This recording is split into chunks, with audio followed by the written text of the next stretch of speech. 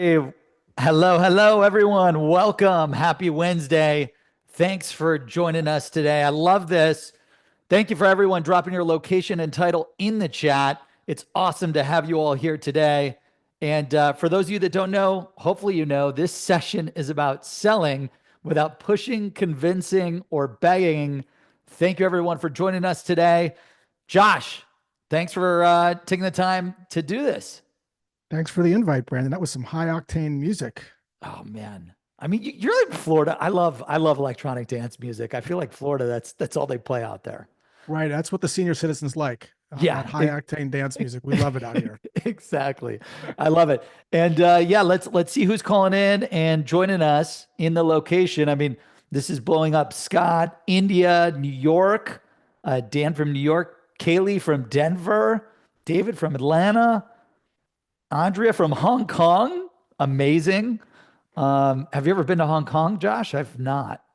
Amy from Boca. Why don't you just swing by, Amy? What is it, the virtual? Just come to my house and just watch it from my room where I am. I don't know what the problem is with Amy from Boca.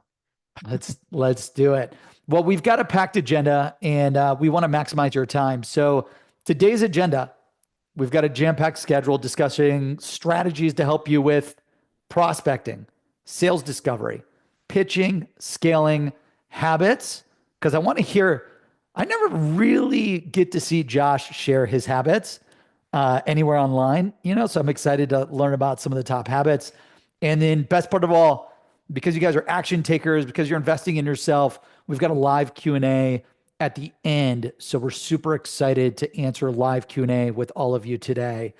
And, so what you want to do, we want you to comment and engage in the chat. Looks like many of you have lit up the chat and it's awesome to see. And then if you want to ask a question, there's a separate box called the live Q&A box. So you're going to just go to the Q&A box, drop your question there. And that way Josh and I will see it and we'll be able to answer. We already got a question. Lisa says she can't hear anything. Let me know, guys, if you get, it sounds like everyone can hear us in the webinar chat. You may just need to check your Zoom settings or your computer settings, and hopefully that works. And then my support team is going to share some directions to help you out, Lisa. So looks like the Q&A is working and looks like people can hear us. Audio is good, which is great. And saw some questions in the webinar chat. This webinar will be recorded. So live attendees will get the chance to have the recording emailed to you within 72 hours after the event. Take Zoom a little bit to process. We'll get the recording. We'll upload it. We'll save it. We'll send everyone a link. So if you can't make the full session, you're going to miss out on the live Q&A, but you'll be able to get the recording to rewatch it. So look forward to it, everyone. Okay, quick intros.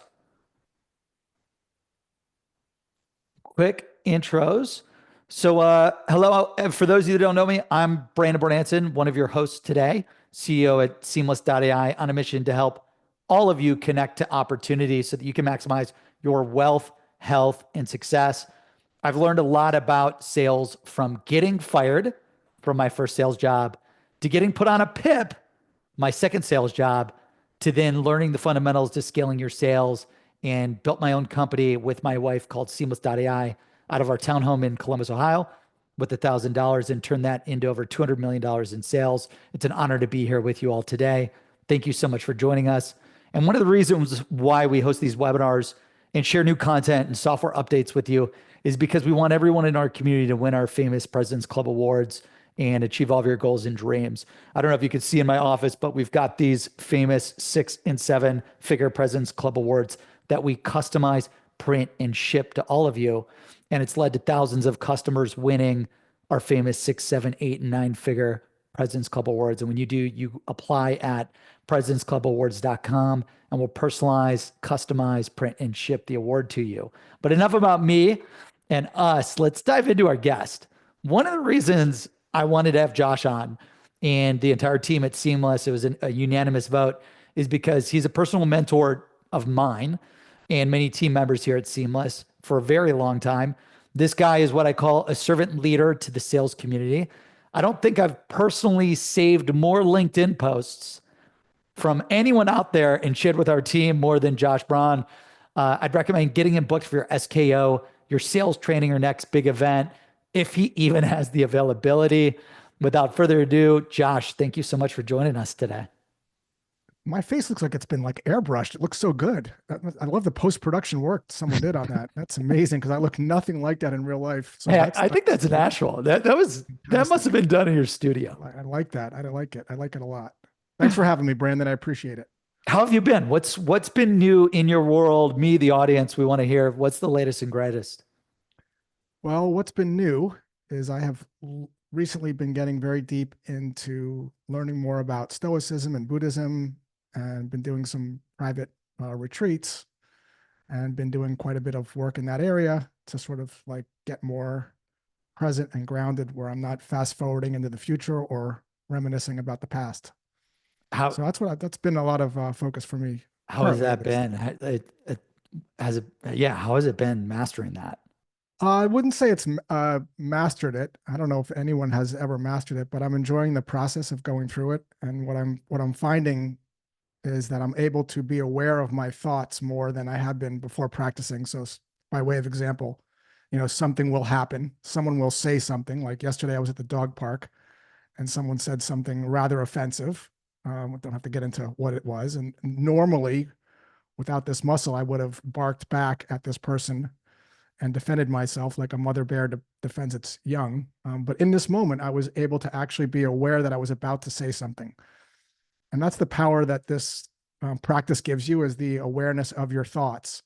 And in that moment of being aware of your thoughts, you can simply choose how you want to respond in a way that comes from a place of trying to understand the other person, even if you don't agree, rather than, defend yourself. And these same things can be used, on cold calls, on discovery calls. So I'm always looking for skills that are not only applicable for sales, but also, make you a better person, not just a better salesperson. Yeah, I love that. I try to practice that a lot, like on LinkedIn, when you see all the different opinions and posts from people, and sometimes you just want to like react quickly. And I'm like, you take a step back, like, where is this person coming from? What state are they in? Have this rule of like, I try not to do anything negative. Like I always try, I just want to be a positive contributor, and I don't want to put people down or try to do anything negative or react negatively. It's tough to master in a way. Yeah, I think there's a lot of pressure to put on yourself if you think anything has to be mastered. Anyone that's been playing the guitar for 15 years, they still don't think it's mastered. They're still trying to get better. So you can, just let go of that. And you can also let go of the desire that you have to respond to things. One of the things this practice teaches you is that you can just let things be. You don't have to have an opinion or a comment on anything. You can take the comment for what it was, what someone said, and you can just choose to just read it and move on with your day, because it's already gone by the time you read it. So that's what the practice teaches you. It teaches you this gap, I call it, in your brain, that allows you to not react and to think about if you want to react, and if you want to say something that maybe contributes or does not contribute, maybe you choose not to say anything. Wow. Life, Yeah. life kind of goes on. But again, Reminds me of Headspace. My wife would put on Headspace on like when we're going to bed, the meditation app, and it's like, yes, your thoughts, just view them as thoughts. Don't don't think about them. Don't go into deep or whatnot. But no, that's awesome. Well, hopefully you master that and things are going well. And I know you've got a packed calendar and a packed schedule, so it seems like a lot of your sales training and coaching has been going amazing. And the way that we want to do this is the agenda for today. So I'm going back a few slides. Wanted to open this up, Josh, and for the audience, where we talk about these buckets of things that we need to accomplish to be successful in sales and in business and in life, and talk about the different strategies and tips that come to mind, especially for you. If someone said, "Hey, Josh, what are your best prospecting tips, strategies, recommendations?" I know you've posted a million of them on LinkedIn, but I'd love to hear like where would you start with the audience here to master prospecting, and anyone that's out there struggling to get appointments and meetings? How do sure, we nail that? sure. I'll go through a couple ones with you. I'll do the first one. I'll tell you a little story. Happened, I want to say about 3 years ago now. I was in the mall with my wife, the town center mall here in Boca Raton, for all you people that live in Boca. She was returning something in the mall, as she often does. And I was just there because we were going to grab dinner at True Food, which is a restaurant in the mall. I didn't need anything. Just to kill some time, I walked into a Fit to Run store, which is no longer in the mall, but it was at the time, not needing anything. So if the store associate said, "What brings you in today?" I would have said nothing. If she said, "You got a problem with your sneakers?" I would have said no. If she said, "We got these new sneakers that just came in, they got a lighter carbon sole," I would have said, "I'm not interested." If she said, "These sneakers are on sale," I would have said, "I'm not interested." But she didn't do any of those things. She looked down at my sneakers and she goes, "Oh, are you a runner?" And I go, "I am." She goes, "Are you training for any races?" And I go, "Actually, I'm training for my first half marathon." And she pauses for a moment and says this, "Oh, you've probably had a running gait test." And I said, "What's that?" Now, in the store was a treadmill. I actually have video of this. If you guys want to see it, you can email me. And she puts me on this treadmill, gives me this running gait test. She freezes the frame and she zooms into my ankles and they're like overpronated. She goes, "Notice anything about your ankles?" And I go, "Yeah, they're overpronated. What's the big deal?" She goes, "Well, if you're running sneakers that are not made for pronated feet, you increase the chances of getting injuries, especially when you run more than 8 miles, things like plantar fasciitis and runner's knee. If you'd like, I could look at your sneakers to see if they're made for pronated feet." And she did. And about, I don't know, 6 minutes later, I'm spending $180 on new sneakers and insoles.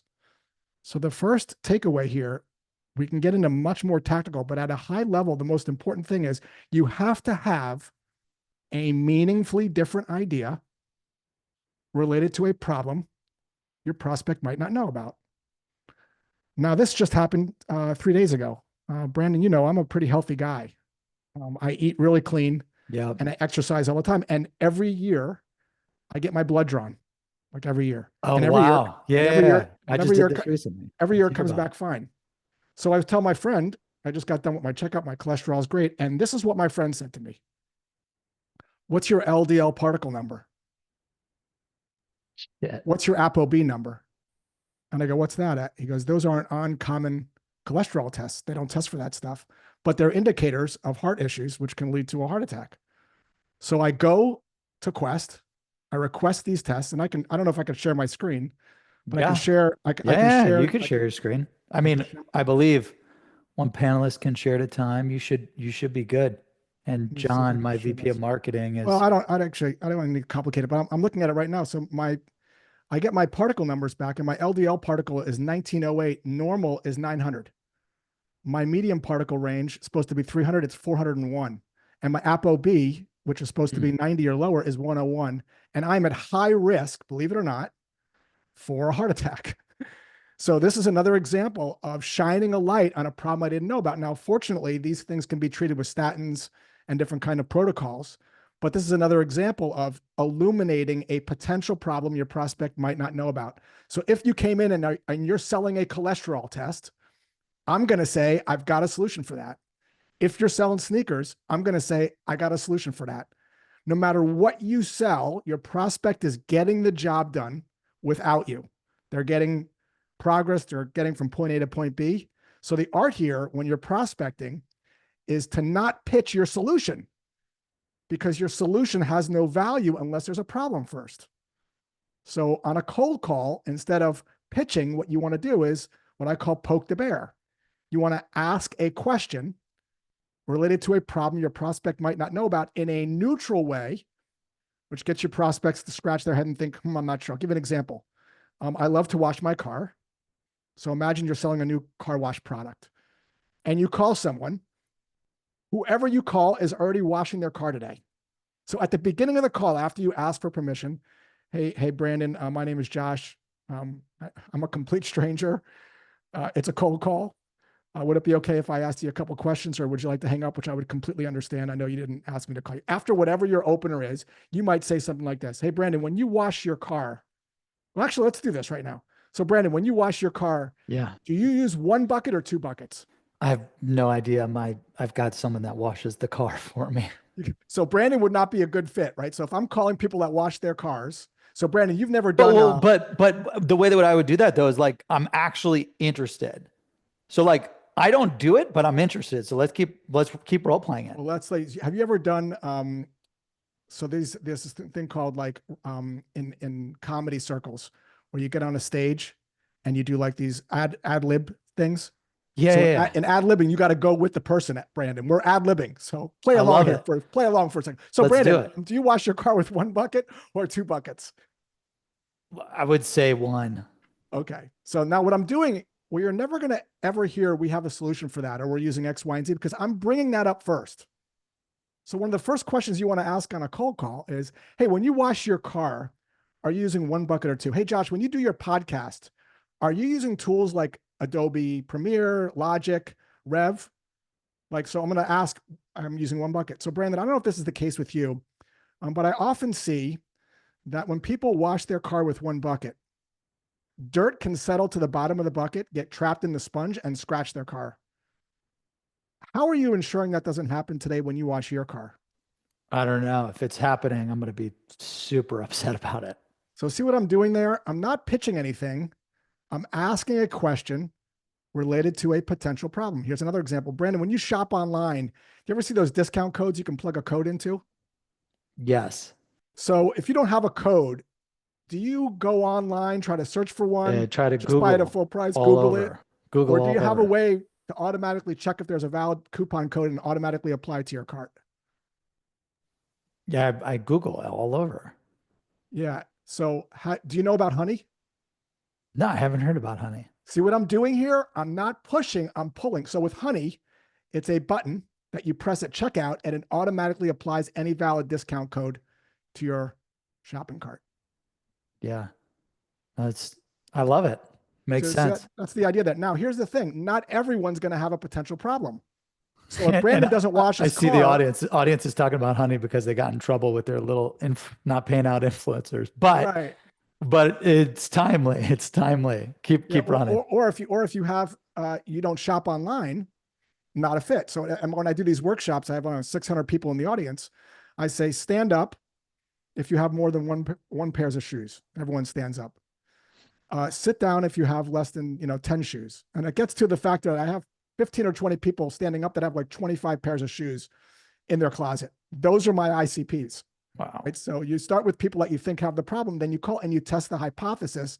And if there's no problem, you just gracefully end the call and you call someone that does have a problem. So Yeah. that's So, that's if the I was idea like, there. hey, I don't have a car. I don't wash my cars. You would just, how would you deal with that? I wouldn't deal with it. I would end the call. Sounds like we're not a fit, man. Have a great week. And I would call someone who does have the problem.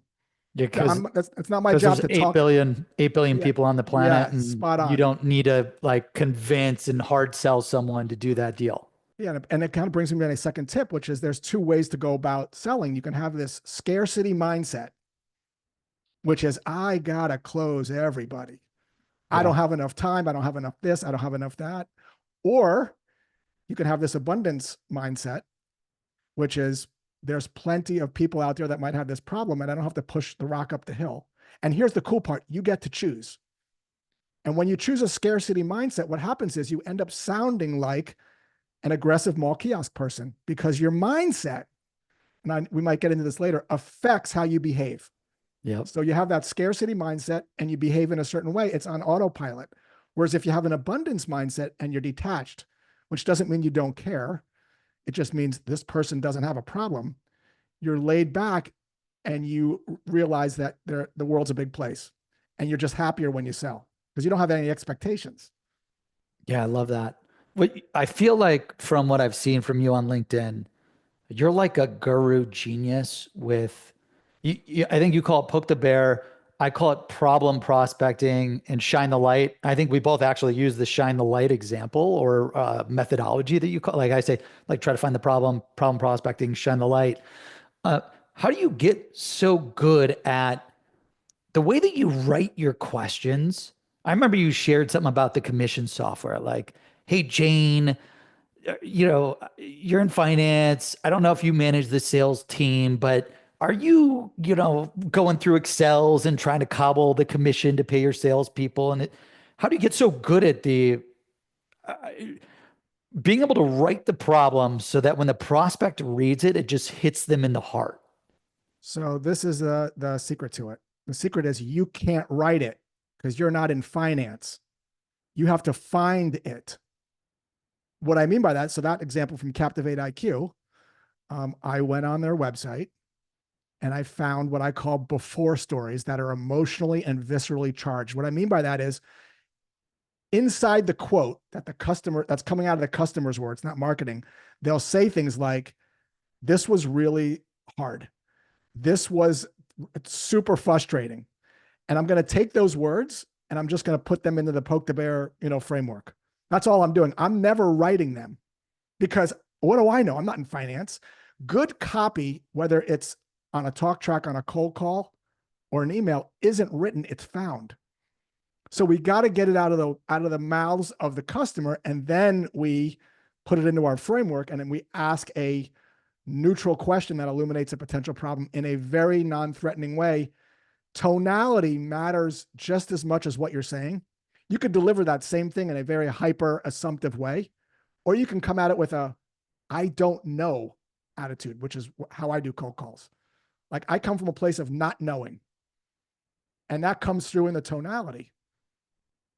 So that's the secret to that is there is no secret to it. You just find a language. ChatGPT is also very good at getting you in the ballpark, but it's not nuanced enough to be able to tell you the exact words, which you got to get from the customer's mouth. If you don't have that, sometimes you can get it from doing customer interviews, using something called the jobs to be done framework, interviewing customers that bought within the last 35 to 40 days.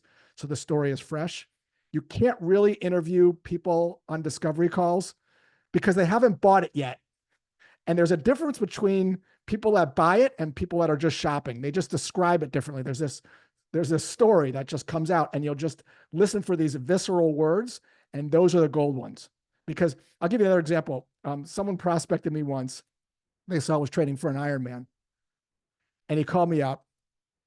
And this is what he said to me. Josh, it looks like you're training for Ironman Cozumel. Are you training by yourself, working through like a program, or are you working with a coach? Now, think about that first question. It's impossible for me to say I have a vendor for that because I'm bringing it up proactively as a way to like, are you working with a coach already? Yeah. That's one way. So I said to him, I'm just doing it by myself. And this is what he said.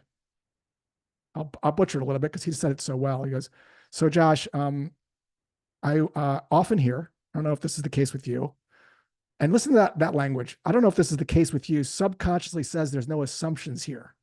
It's just like lowers the guard a little bit. Lowers it. Like, I don't know. I work with a lot of Ironman athletes, especially ones that are training for the first time. They say they're spending about anywhere from 15 to 18 hours training. And then he said this, commonly known as like divorce by triathlon, because you're like eating dinner at 5 o'clock and you're going to sleep and you're eating like all the Snickers bars. How have you been, balancing work life and family life with training? And I sort of leaned into that because divorced by triathlon, eating the Snickers bars, that's exactly like the lingo of a person that does Ironman triathlons. But if you'd never done a triathlon or you've never been in finance, you'd never know that, which is why you got to get that from the words of the customers. Otherwise, what you end up sounding like is every marketing brochure that you ever read. We streamline this, we optimize that. It just doesn't sound like something the tech jargon, which doesn't resonate with real humans. That's right. Because you're like, yeah, my wife is upset that I'm out of the house all the time, running and biking, and she wants me home more, and I'm starving when I get back. And then the Snickers hits you there, and you totally get it. Yeah. Yeah. Divorce by triathlon is like, that's a visceral thing that makes you feel a certain way. Yeah. It's totally different copy, like than probably anything that, an SDR and AE we would use when we're prospecting. Yeah. You're a vegan, right? I'm whole food plant powered vegan. Correct. Okay. Yeah. So when you're first getting on that program, what is the hardest part? Figuring out what to eat, probably. Like, two things: figuring out what to eat, and luckily my wife Danielle is like amazing at that, and she figures that out for me. And then the other thing is like going out to eat, figuring out what you can and can't eat, and how's it cooked, and what is it made with, and all that jazz. Yeah. And that would be a perfect sort of poke the bear question. So Josh, I know you're just getting into the whole food plant diet. I often hear from people making the transition that when they go out to eat, they don't know what to get. It can be awkward in social situations. Or they get home and they're like scrolling through a bunch of stuff. And like, how have you been dealing with that? Right. That's a perfectly valid opening conversation that's probably going to resonate with people that are just starting to get into the plant-based diet. And you can have a list of those people. It does bring up an important point. This has to start with the list. So many people rush the list. So they create plant-based people, people that eat meat, people that have been in plant-based diets for 20 years, people that are just getting into plant-based diets. If you slow down and you just created a list of people just getting into plant-based diets, this is a metaphor, obviously, but you took some time. These are the people that probably have the problem. People that are training for the Ironman for the first time that have families are different than single people that are in their 20s that have done 10 Ironmans. And yet when we make cold calls and we do our outreach, because tools like Seamless make it so blissfully easy to export lots of data, we rush this process, and therefore we might have a good message, but we're calling the wrong people. So we got to get very narrow with Yeah. our lists. And to add to that, Josh, I actually have a slide on that. Yeah, I call this tip the pick a niche to get rich, like focusing your efforts on the right market and the target of your most profitable and most beneficial prospects.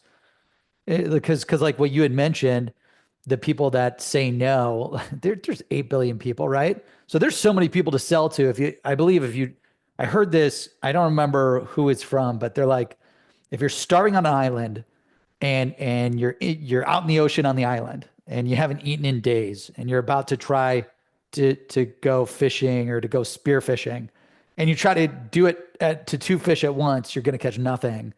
And it was all about being very lasered in on an ideal persona, an ideal list, an ideal industry, who could most benefit from you and your products and services, and making sure that that's super tied in. Because if you try to use a general message to everyone, it's like you sell to no one.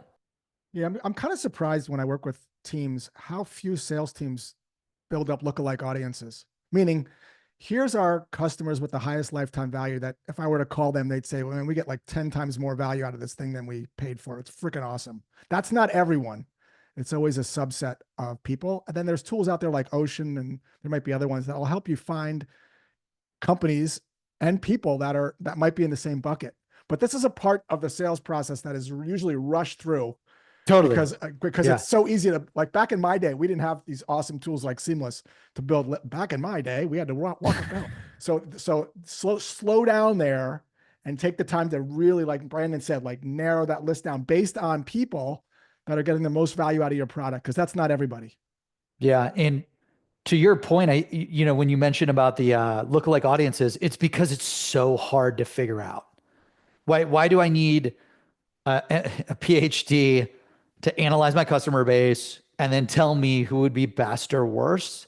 Now, luckily, for the audience, you know, whether you're a Seamless customer or not, you could use Seamless and put in a company and then get the lookalike list of the competitors. But let's just assume you're not on Seamless. What's cool is you could take, like, I would recommend to build your lookalike audience list, take all your closed won and try to look at your closed won company accounts, the ones that have retained the longest. Like, I look at two things: fast sales cycles, retention rates, and I try to see like who had a fast sales cycle and a super long retention rate, which means they've got a really high lifetime value. And then you could feed that into ChatGPT and say, you know, I've got 1,000 customers. These are the 100 that have the highest retention rate and they close the fastest. What are all the characteristics and demographics and attributes of these companies? And it will actually analyze and tell you that. Or you could use Seamless and put it in there, but that will get you started with figuring out the lists. And I think the list is just 20, you got the list, then you've got emailing, calling, social selling, you name it. You've got all of this jazz. Yeah, I think that's wise to slow down at the beginning, because you're going to be spending a lot of time, prospecting those folks. Yeah, you don't want to call people who can't benefit from your products and services because it's already hard enough to break through the noise of all these personas, right? Yes. Yeah. The other thing too, the other final tip I'll say on this one too is to come from a mindset of detaching from the outcome. So when I do these workshops, I share a call that went viral. Wow, it's got to be 7, 8 years ago. A Comcast call This gentleman was trying to cancel his Comcast internet, and he was speaking to a retention specialist. Now, Brandon, what is the job of a retention specialist that works for Comcast, do you think? Keep them and don't let them cancel. Right. And so this call goes on for literally 4 minutes. And the Comcast representative is trying to get this guy to stay. So he's saying things like this. The customer says, I'd like to cancel. And the retention specialist says, well, why would you like to cancel? We have the fastest internet service in your area. And the customer says, I'm refusing to answer the question. Can you please cancel and move on to the next question? Yeah, but why don't you want to cancel? Why do you want to cancel when we have so this goes on for literally 5 minutes. And that is not the fault of the customer, of the retention specialist. This is actually from management probably. But the intent going into the call is retention. And so when that's your intent going in to book a meeting, to retain, what ends up happening is your brain behaves in ways that are congruent with that thinking. So same thoughts, same behaviors, same results on the other side, because the prospects pull away whenever they feel the push. So the way out of this is to detach from the outcome. Now, a lot of times people will say, well, that means you don't care. That's a misconception. If I'm interviewing for a job, I do everything that I can to get that job. I will spend some time learning about the company. I will talk to people that work inside that company. I will write out my questions that I want to ask. At the end of the call, I might say something like, at the end of the interview, I might say, hey, I know this is a little direct, but is there any reason you wouldn't want to put me through to the next round? I'm going to do all the things that I can do, but I do not control whether I get that job. So if I focus on getting that job, I'm going to be so disappointed and it's going to feel so bad on the other side when I push. So the idea here is to just focus on the hypothesis you have. It's a hypothesis. You're a scientist. You're testing it. Yeah, and I like that. And to be okay if there's no problem, and to not be like the Comcast representative and keep pushing. This idea of detaching from the outcome and having this abundance mindset, which is the mantra that I have, which is my job isn't to book a meeting. It's to illuminate a potential problem and listen with curiosity and let what happens happen without trying to steer anything to what I want to have happen.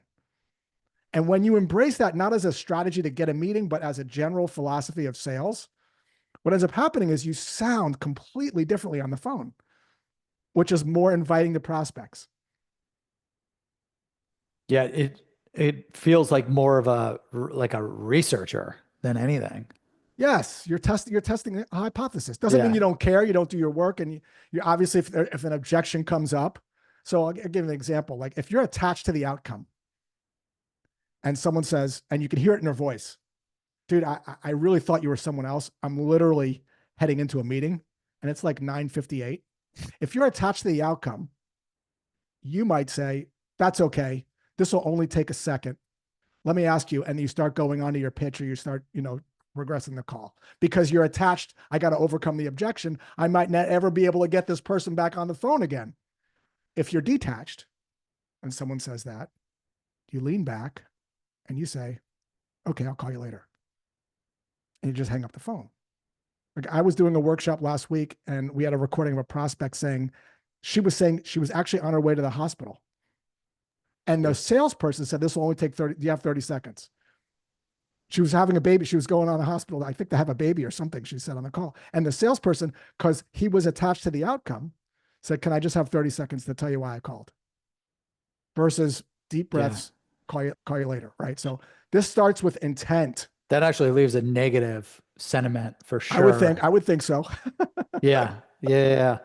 And I feel like this detached from the outcome is the exact opposite of what every sales team company teaches.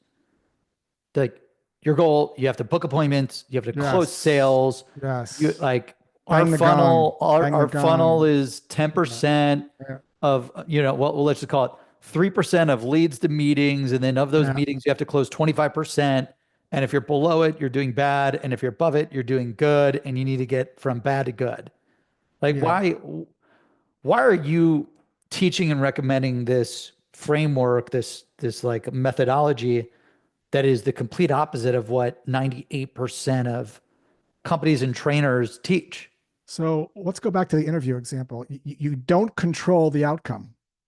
Like when I go train for a race, do a triathlon, I train, I do all the things, but I don't control what happens on that day. I mean, I've had races where I've been done after the swim, after the bike, after the run. When you interview for a job, you do all the things, but you don't control whether you get hired. So if you dwell on that, you suffer. It's sort of madness if you think about it, to focus on things that you have literally no control over. So if your boss gives you a quota or meetings, what I would suggest that you do is to ignore it. You do the best that you can do. You're not going to work harder because your numbers are 18 versus 20. You do the best that you can do to the best of your ability, and you let what happens happen. Because if you're focused on the number, first, you're going to have a lot of anxiety, which could lead to stress and make you very sick. And second, the prospect is going to feel that energy. It's a frequency, and it's actually going to work against you. Here's the thing I know of being in sales for 25 years. If you don't make quota, which is a guess that someone made, Yeah. if you miss it, it's going to be okay. What I mean by that is it's going to be okay. Right now, today, there's no problem. If there is a problem and you get let go, you get fired, which I have. If you've been in sales, everyone has, you'll get hired by some other company, and things will always work out for you if you're doing the work. This is not an excuse for leaning back and letting the universe do its thing. You do the best you can do, and you just let everything else go. And it's such a liberating way to live your life and your personal and professional life. Because what's the other alternative? Focus on making sure planes don't get delayed. I mean, I was at the dog park 5 months ago, and this guy stepped in dog poo at the dog park, and this guy lost his freaking mind, yelling and looking for the person that didn't pick up the dog poop. And this is Well, this is a different guy, by the way. it's a different guy. So Okay. so guess what?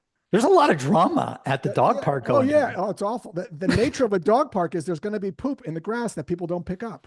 Yeah, unfortunately. Just pick it up. It's But just the yeah. nature. It's the nature of it. Just like if you go to an flying, your airline is going to get your plane might get delayed. Everything has a nature to it. So does sales. Sometimes you'll hit quota, sometimes you won't. You could do everything right. You could be the Brandon of your company and still, I'm sure Brandon, and miss quota, because that's just the way it is. Like lights being delayed and like dog poo. So when you move in harmony with the nature of the thing, it's just more calming than if you fight against it. Yeah, I love that. I really appreciate that. And when it comes to thinking about sales calling versus outbound emailing versus social selling, I know you teach content to master prospecting for all of these channels, but like, what would if you could give one piece of advice for specifically to cold calling, sales emailing, and then social selling, like let's just hit each of those three channels and then we could move on to sales discovery because we've got a lot of stuff there to cover. Sure. So not everybody's on every channel. Obviously, we don't want to cold call people that don't have cell phone numbers that don't pick up, right? So there's technology now and services like Phone Ready Leads, which is an interesting service that shows you the people that are most likely to pick up the phone when you call them. So if you're in the chat thinking nobody picks up the phone anymore, that is not the case. Using tools like Nooks or these services that identify people that are most likely to pick up the phone, you can call for 45 minutes. You can have 8 to 10 conversations very predictably. So then it becomes a question of what are you saying and is your list good? Right. So you have to go where the people are. The next biggest tip is regardless of the channel, the biggest tip that I can give you is this. You could write the best personalized email. Josh, notice you have a dog and your dog is a Cavapoo and your dog's name is Ruby and you've had it for 3 years. It looks like you really love that dog. We sell, and I would imagine you're picking up poop in a blue bag for her all the time. We sell poop in a bag already for you, so you don't have to pick it up. That is not a problem I have that I want to solve. Most emails that I see are trying to sell sneakers to people that have sneakers, poop bags to people that have poop bags, software solutions to people that have software solutions. So no matter what channel you have to have a meaningfully different idea, like the car wash bucket, related to a problem that the person might not know they had. And most sales emails, I know everyone's talking about personalization and relevance. Most emails don't pass that checklist.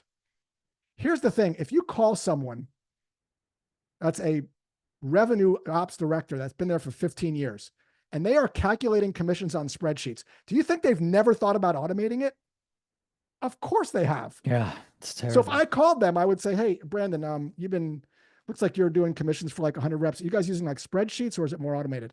Oh, we're using spreadsheets. I'm going to say, oh, you've probably thought about automating it. And that person's going to unload and tell you all the reasons why they can't automate their commission calculations because they've heard of it.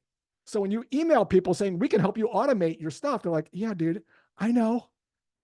So whenever I read cold emails or cold calls or social stuff, I'm like, they know that already and they've chosen not to do it. Why is that? And can you create a gap there? Yeah, that's awesome. I think sometimes when I'm playing around with the customer test, like the customer feedback, and then trying to come up with poke the bear questions or problem prospecting questions asked prospects, I'll even, try myself and also try to use ChatGPT and say like, write this, write this at a third grade level, a fifth grade level, and an eighth grade level. And I feel like the lower the level of reading, like a third grade level, it makes it just so simple and dumbless to where you read it and you're like, yeah, I've got that problem. Yeah, I mean, this was interesting. I was doing some work in my house, renovating it. And I got 3 bids from 3 different general contractors. And this one guy that came highly recommended was like 15% more. So I said, hey, Chris, I want to go with you, but you're 15% more. What he didn't do was tell me why he's better. Well, you get what you pay for. I'm the best. Right? He didn't do that. Instead, what he did is this. Listen how brilliant this was. This guy's Chris. Josh, can I ask you a couple questions about those other bids? Sure. Now check this out. Josh, when they're putting in your doors, are they using hollow doors or solid wood doors? For your moisture barrier, are they using Redgate or another type of material? For your copper pipes, are they using your existing copper pipes or are they putting in new copper pipes? And I wasn't sure. What he's doing is he's creating what I call a knowledge gap. Because if it's apples to apples, I'm going with the lowest price point. But he's not convincing. He's letting me come to my own conclusions. And I'm like, dude, I have no idea. So it turned out that I wasn't comparing apples to apples. And those things were important to me. And I ended up going with Chris. He wasn't 15% more. And I came to that conclusion on my own. So this is about illuminating with finesse these knowledge gaps people might have. Now, I could have said, I don't care about doors. I don't care if they're hollow or solid. I know exactly how both of them feel, and it doesn't matter to me. The problem only matters if it matters to the prospect, not to you. I mean, my grandma had a terrible toaster. It made one slice of toast light, and it took forever. I brought her a new toaster and gave her all the value propositions on why it's better. 2 slices of toast, fast, dark toast. And she told me to return it. And I said, why, Grandma? It's better. She goes, not for me. I only like 1 slice of toast. I'm not in a rush, and I hate dark toast. See, it's a problem. I think it is, but she doesn't. So it doesn't matter. It doesn't count. Yeah, yeah. It's like you're selling to the wrong person. She doesn't need the toaster. She doesn't Doesn't want it. need it. Doesn't have the problem. Doesn't, that's not a problem for her. She likes light toast. So the problem only matters if it matters to the prospect, which is why pitching up front doesn't make sense because there's no problem established yet. Yeah, I love that. And that's a perfect lead into sales discovery. And real quick, I think we went over the list. I had a sample framework too, just in case anyone wanted. I know the audience is chiming in. Some of them love the stories, some of them want more tangibles. So put together some tangibles for you too, guys, just specifically if you needed to like templatize, write this out. You know what? One of the at Seamless, we've got 120 SDRs, 50 AEs, and this one type of cold calling script framework has performed the best out of the dozens that they've tested or whatnot. And just want to break it down for you, and maybe it could help you when you're doing your outbound calling. One of the things that I believe is when you're doing prospecting over the phone, typically, the world is negative. Everyone's having a bad day. There's a lot of negativity out there. So like whenever I'm cold calling, I always like to come in with I'm positive. I like to be positive and energetic. So when I'm calling someone, I like to be positive, start with a friendly tone, use the prospect's name. I always like to say like happy day of the week as well. Just right out of the gate, it sets this tone of it's a great day. And everyone everywhere tries to do something special. All of our prospects, all of the companies, they're working to achieve something great. They're working to build something great, their family, their business, their personal lives, you name it. So I always like to take the research that I've done and compliment the prospect about what they're doing. And this isn't like a fake thing. Like if I was calling Adobe, my team and I use Adobe every day, and I'd call them and I'd be like, "Hey, John, let's just say they're the chief marketing officer at Adobe. You know, happy Wednesday. You know, huge fan of Adobe's new AI design intelligence. You cut my team's design time down from typically 60 minutes to 2 minutes. It's amazing." And then what we believe we go into is a permission-based opener. This has worked really well for us versus going into like an elevator pitch. So permission-based opener means like, hey, there's a cold call. Can I get, 30 seconds real quick to tell you why I'm calling? 20 seconds real quick, whatever you name, whatever it may be. We noticed that the permission-based opener versus going into an elevator pitch performed dramatically better. Yeah, I would say it was like 63 or 63 to 66% better than when we had reps just go into an elevator pitch. And our team's doing 22 to 30,000 calls a day. So all this data gets super analyzed. Uh, and then we talk about that problem prospecting. We try to go right into the problem prospecting, shine a light, poke the bear questioning right off the rip. And then something that we'll do is like, we'll ask the problem and then we'll offer an idea or a solution on that call to the problem. So we won't say anything about us, but we talk about the problem, how we could help them solve it if they have the problem. And then they go into the elevator pitch and social proof and call to action.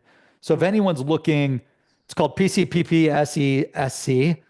You'll never remember that. So feel free to take a screenshot of this and you'll have the recording. But if you wanted like a sample of what this looks like, here's an example cold call for you of how you would do that positive intro, the compliment, the permission-based opener. So Brandon, I would push back a little bit on a couple things here, just as devil's advocate. Totally. So Totally. notice a couple things. And let me give you some examples too. So notice in Brandon's example here, he's going from the problem right into the solution. So he says, "I know this about you." Well, no, you don't. It's a hypothesis. So what I'm going to suggest here is when you ask the poke the bear question or whatever you want to call it, to pause to see if it resonates, because we can't talk about our solution until we talk about the problem. Let me give you an example of a call I got. This by Kendra. Used to work at a company called Gravy Solutions. She called me up. Yeah. Gravy's the collections Yeah, agency, yes. retention agency. Yeah, yeah. Yeah. I'm in the car. My phone rings. I pick up and I go, "Hey, this is Josh." She goes, "Oh my gosh, Josh, I didn't think you were going to pick up. I'm actually at the drive-through at Starbucks. You got a second?" I was like, "Sure. How can I help you?" She goes, "Hey, I know you sell courses. When credit card payments fail, do you recover those yourselves or do you work with an outside agency?" And I go, "I don't think I have that problem. I use Stripe for that." And she goes, "Oh, it sounds like you log into Stripe to see how many credit cards are being declined every day." And I said, "I don't think I've ever done that." She goes, "Well, if you'd like, I can send you instructions on how to do that. And if you see that there's a lot of declines, we can chat." And I go, "Sounds good." That's a phenomenal cold call. Notice it's a dance back and forth of simple questions, and I'm answering them, and she's now telling me what to do to see if there's a problem. She's not talking about what she does because it's not relevant yet. Another example, I got a call 3 weeks ago, real estate agent. "Hey, Josh, my name's Matt. I'm an agent in Boca. Do you still own the home on Marbella Drive?" Kind of not really a permission-based opener, but I leaned in. I go, "I do." He goes, "As you know, there's a lot of demand in your neighborhood. I don't suppose you're looking to sell it." And I go, "No, I like it here." And he said this, "Sounds like it's your forever home."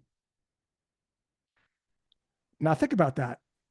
So My that poke desire the to bear. correct kicked in. I go, well, I don't know about forever home. He goes, no, where would you want to go? We start talking about Boulder and all kinds of places. And he goes, hey, Josh, I know you're not looking to make a move right now. If you'd like, I could add you to my list. I send out comps from time to time. You can see what homes are selling for in your area. Would that be okay? And I said, yes. And I do get these emails from time to time. And when I'm ready to list my home, which will be one day, when we don't have to get into when, but I'll call him. Again, a great example of this back and forth, asking versus telling. Asking versus telling. We're asking a question. Hey, when you do this, are you using A, B, and C? Hey, when you guys are dialing, making cold calls, are you guys using like a database, like a Seamless or like a Lead IQ? Or is it more of like a manual process where you're like hunting on websites? Oh, we're using Lead IQ. You know, I often hear when people are using Lead IQ that A, B, or C, the potential problem with Lead IQ. How have you been dealing with that? Hey, Josh, I often hear when people use one bucket, dirt can settle to the bottom and get trapped in the sponge and scratch their car. How have you been dealing with that with one bucket? Well, I don't know. Oh, you've probably heard of a grit guard. What's that? Right? So that's the difference in the approach here. This is when I see scripts like this. Your approach is basically stopping at like the Yes. persona pain point.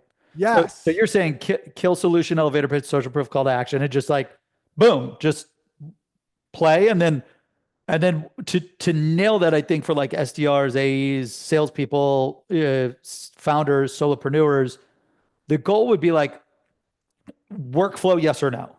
So if they say no, what do we do? And if they say yes, what do we do? That's right. So what we're doing here is we're making this into a dialogue. I am not talking for more than 5 or 6 seconds at a clip on a cold call. I'm trying to get into a dialogue and a conversation very quickly to see if there's a potential problem, because you might not, this person might not even be, you know, I don't even handle that. Right? Do you still calculating commissions over there using spreadsheets? Or I don't calculate commissions. Imagine if you just went into the pitch. I don't even deal with that. Yeah. Hey, Brandon, I know it's not your job to help salespeople. You wasted the additional 20, Right. 30 seconds. Right. So at the jump, I'm going to just label, because I know they're getting the job done somehow. Hey, when you collect, when you have failed credit card payments, are you collecting those yourself using Dunning or using like an outside agency? Label what they're probably doing, because they're doing something. You got to know what that is. If you're wrong, they'll correct you. Well, actually, no, we're doing it this way. Oh, it sounds like that's been going perfectly for you guys. Well, I wouldn't say perfectly. No, what's right? And like you might get something there. Yeah. Oh, that's interesting. Like, oh, it sounds like that's going amazing. Right. Sounds like you wouldn't change a thing. That sounds like it's checking every box. I learned this from Chris Voss, who's an author of Never Split the Difference. I've gone to several of his workshops. And so you're labeling the underlying emotion. And if you're wrong, people will correct you. But the idea is when someone's using something already, like a bucket or like another, we'll try this with Brandon. Let's say someone's using like a Lead IQ. You have to know it's a potential. You have to know the potential problem so that you could turn that into a question, like the bucket example. So with one bucket, dirt can get trapped in the sponge. How are you dealing with that? Or with the grit guard, you rub it on this grate that sits on the bottom of the bucket and the dirt settles to the bottom of the bucket and off your car. Well, how does that work? If you'd like, I can show you, right? That's the idea there. So you have to have the Achilles heel, what the problem is with the current way. And you have to know that going into the call. You can't assume that someone's sitting around doing nothing. I love it. Yeah, thank you. And we've got some, Ashley, some questions coming in real quick. We'll answer a few, even though it's not in the Q&A, just because I love to continue to keep the engagement going with everyone. Ashley said, can you apply this? How would you apply this to the staffing and recruiting industry? Can you share an example? Yeah, I love this. I love these types of questions. This is not about staffing and recruiting. This is not about SaaS. This is about a potential problem that your prospect has. And staffing and recruiting, there could be lots of potential problems based on who you're calling. So we got to start by doing customer interviews. We got to understand the events and circumstances that caused enough dominoes to tip over that someone shelled out money to pay for something new. And it's never they woke up one day and decided to switch. There's this rich background of things they've tried. So before you tried Basecamp, were you guys using something like an Asana, Excel, or was everything being managed, back and forth via email? And again, it gets back to the problem. It has nothing to do with staffing. It has to do with the problem. Great. Yeah, thank you for that. What steps can you, Radhika asked this, what steps can you take to identify the problem since it's a cold call? We kind of answered this earlier, like look at the customer stories, try to identify what problems to ask. Any other tip there if people are struggling with the problems? This is the most important part of the job. I'm a member of a copywriting group. We talk about copywriting. But guess what we talk about 90% of the time? Not copywriting. We talk about how do we get to know the audience better. You can't pick up the phone unless you have a deep understanding of how the customer describes the problem. And you can't make that up because you've never done the job. Like I've never done Brandon's job. I've never been a CMO. I've never been a CEO of a software company. So I got to get immersed in it. And jobs to be done interviews are phenomenal for that. Customer success stories are phenomenal. You go on the Captivate IQ website, you go to customer success stories, and you take a look at the stuff in between quotes, not the marketing language, the stuff in between quotes that customer said, and that forms the basis of your hypothesis. Yeah, and my recommendations too. We do a lot of this with onboarding new reps. Everyone, the gold mine. In addition to the review sites, the customer testimonials, review sites are great. Tell you about the cons of the negative reviews of competitors. Will give you a lot of like what they're dealing with, the pain points if you're calling a lot of competitor solution providers. But job descriptions where they tell you like this is everything that you need to do on the job. Like here are the goals, here are the responsibilities, here are the skills. This is what I need you to do if you were hired.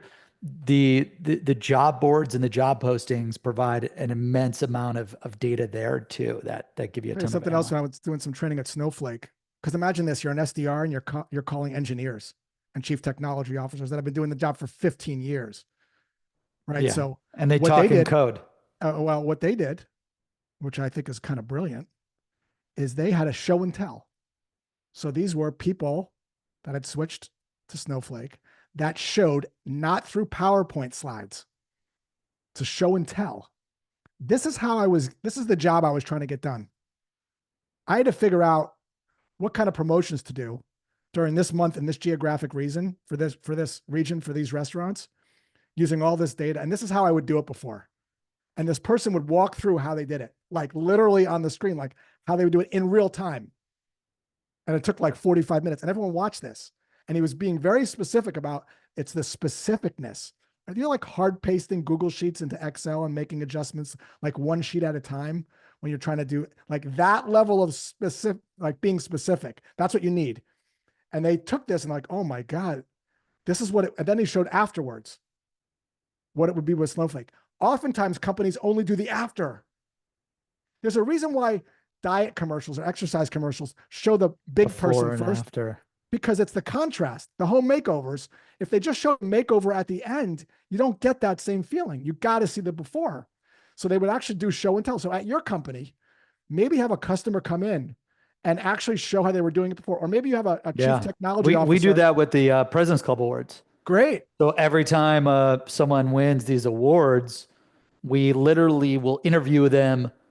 Tell me everything that was going on before, the problems, the good, the bad. How are you doing life before Seamless? And then talk to me about how it changed and transformed after. And Yes. we share those recordings with the team so that they could just get trained up. But I think that's a smart Or you idea. might have like at Snowflake, they had people using their software. They had chief technology officers that worked there. You can go sit next to them. You got to get closer to the Yeah, problem, like way that's closer. smart. Problem training, not product training.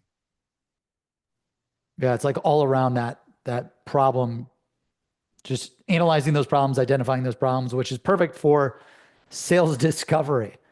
Um, let's we talked a lot about problem prospecting, poking the bear, shining the light. Um, some things that we look for when we're doing discovery, and then I'm sure Josh can share his feedback, and I'll make this pretty quick. We really like to understand the contact's goals and responsibilities, the company goals and priorities, because the contact's goals and responsibilities could be different than the company goals and priorities. And then what are their biggest problems holding them back from achieving the goals? Like they're at current state, they want to get to future state. What's holding them back? What's the gap? What's holding them back from crossing the bridge from current to future state? And then we go into really trying to understand like what's their tech stack, decision-making process, buying committee. Timeline's interesting, right? Like we don't ask like, when are you looking to buy a solution like this? Like I never loved BANT. Like if you got a product that could change someone's life and they needed it, then they would say right now, right? But we try to really pose the timeline question around like, after everything you've saw, is this something that you want today, this week, this month, this quarter, this year? Never. Like kind of leave to try to detach from, we need to get this signed and we need you to buy this today. Like, what is your timeline based on everything you've learned with, when would you want to get started with this? And when you say like today, this week, this month, this quarter, this year, or never, it really gives you an idea of like where are they thinking, how quickly they want to move on this deal. And then the other two, what's most important to the prospect and what's most important to the buying committee. So I think there's like 10 questions here. Josh, what would you say as far as like, what do you try to accomplish when you're meeting with an executive and you're running through sales discovery? So I'm not a big fan of having a list of 10 questions, because what it ends up sounding like is that you're asking a list of 10 questions and you're not in the moment of what the person is that they're saying. So let's just back up for a second. Most people, when they're in a discovery call, are thinking about the question they want to ask next, because they have things, like this, not just this, but like things like, I got to ask these 7 questions. So the problem when you're doing that is you're listening for your chance to talk. You're not really listening. Listening, like playing the guitar or swimming or chess, is a skill that can be learned and can be improved upon. But it starts with this idea of being aware that you're about to ask another question and you're not really listening. The only way that I know to get better at that is through daily meditation of 10 to 20 minutes a day. When you meditate, the practices are involved around 2 things. One, being lost in thought, which is okay if you're meditating. You can't control your thoughts. You just get lost in them. But the practice is being aware that you're lost and then shifting into observing what you're thinking about. That practice of being lost and then coming back to awareness or thinking about your thinking is the basis of all meditation. So why am I talking about this? It's because when you're in a discovery call, you can use this skill. You realize that, oh my God, I'm about to ask question number 5, and I'm not really listening to what the other person is saying. You can catch yourself and you can be more present in the moment. So at a very high level, I boil this down to 4 or 5 things we have to find out. 1, what are they measuring? Like, what do they care about? 2, what is it now? 3, where do they want it? And 4, what obstacles have gotten in the way and what's the value of the difference should they get there? Because not all problems are worth solving. I have a pixel out on my TV in the back bedroom. It's a problem on a discovery call, but I rarely watch the TV. And when I do, I barely notice the pixel. So I'm not going to spend the money on a new TV. So on a discovery call, I will try to figure out why not just stay with what you have. So I might say, I just did this last night. A person wanted to bring me in for some sales training. Oh, Bob, you've been at this, in sales for like 12 years. You've got a team of like 3 other people. Why not just do it yourself rather than bringing in like a expensive outside trainer like me? And I have found, just by having a conversation, if they haven't tried a lot of things, this gets back to jobs to be done. And there's not a lot of energy in defending like, well, we can't do that because of X, Y, and Z. They typically aren't ready to buy yet. Right? There's not been that struggle moment if you're familiar with jobs to be done. And so I kind of know this one's not ready yet. Versus, well, Josh, we've been trying this for 3 quarters and just we're banging our heads against the wall. We keep doing A, B, and C. So we've got to do this. Otherwise, we're not going to be able to do X, Y, and Z. And that one's got more energy or oomph. And that one's probably more likely to close. So again, this is like a big framework in your head versus like, these are the specific questions I have to ask. There's also a difference between inbound and outbound discovery calls. If I'm getting an inbound, I just had before this webinar, the first question I'm asking is, hey, what's on your mind? Like What else? Facebook. What's on your mind? And they Yeah. will just unload. What else? Versus on outbound call, I wouldn't say that, Yeah. right? Cold email. Hey, Brandon, what's on your mind? Right. If I was a guy, if I was I set a meeting from an outbound discovery call, I would say, hey, John, I know Pete cold called you.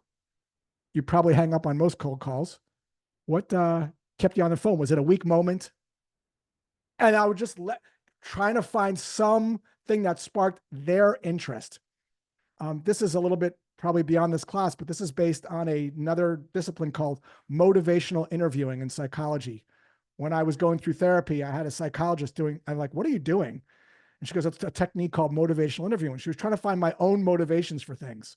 And so I'm just applying these psychological principles to the discovery call to kind of flush out where they are in the journey. So I know where to, kind of spend my time. Just like that real estate agent. He realized very quickly that I wasn't ready to switch yet. Doesn't mean he doesn't follow up. I follow up constantly. My follow up is LinkedIn. Everyone follows me or they're on my newsletter list and they hear from me from time to time, but I don't waste time. Like they're not in my pipeline. Like my pipeline is little, but 95% of them close because I know very quickly they're not ready yet. And therefore they go on my nurture track. So, and the best reps that I've seen, contrary to what I think a lot of people think, have very small pipelines, but they close versus 50 they don't know where they are. Like there's no next meeting set, there's no momentum.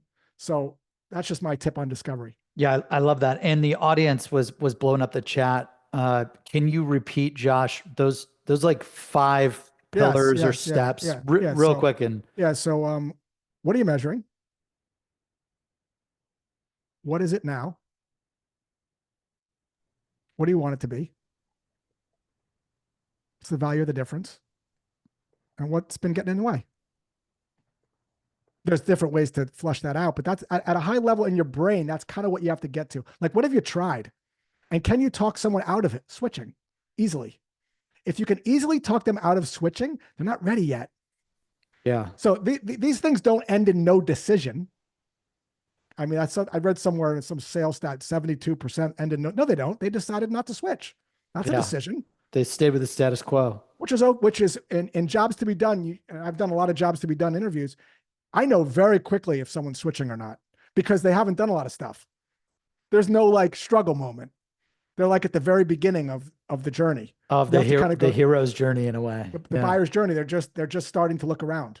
Like I'll give you an example. I have a barbecue, and only one side of it works, but it's just Jenna and I, my wife, and so it's fine. I only use half a side. So if you called me and you wanted me to see a barbecue demo, I'd be like, I'll see it, but I'm not probably going to switch. Now, fast forward. Jenna says she wants to have a party for 12. I can't cook on half a grill.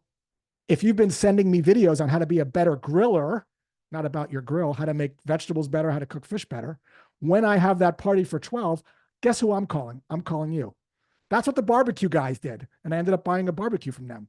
That's the idea. Knowing not a fit is a great outcome if determined early. It is a terrible outcome if determined late. And the way you'd mentioned to figure out the value of the solving the problem, the value of the pain, like it is that way of just saying like, why not just keep things the way they are? Or like, what are some ways? Because I think that's really a really critical point to figure out like, would they really want to switch or not? What are some other ways to determine the value of the problem? Yeah. How big, what does it cost someone to do nothing?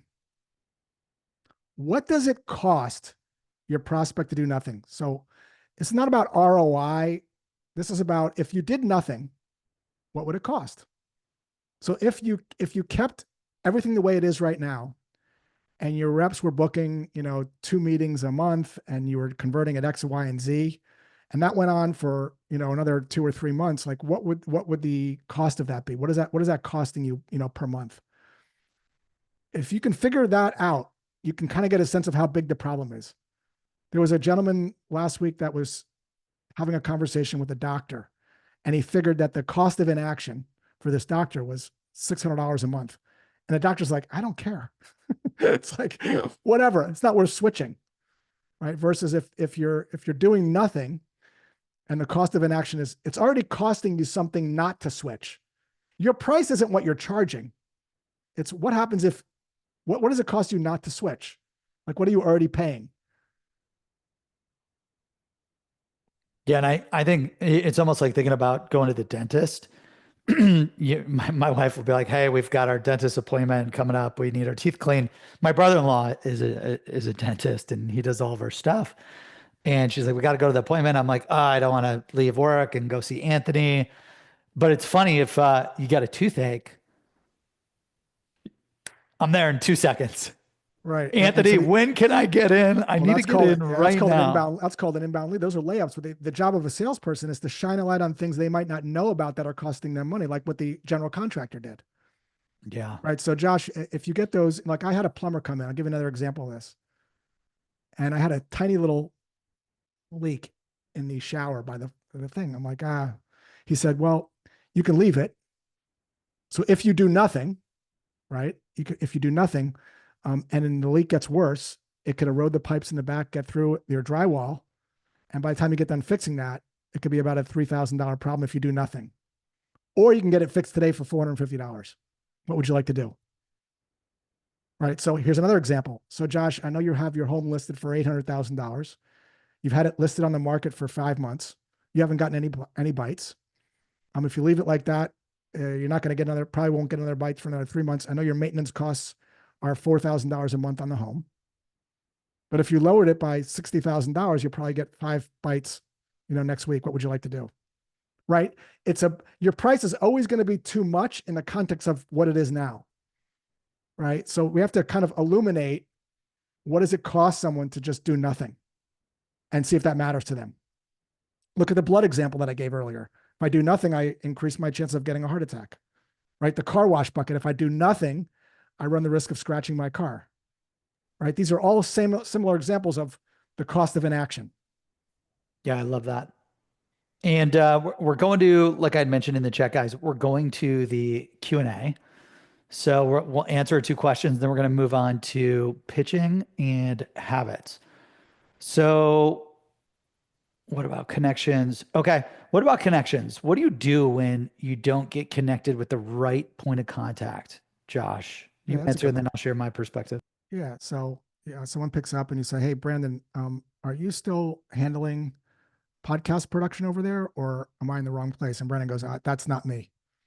Right. So this is natural. There's only 6 or 7 things you're always going to hear on a cold call.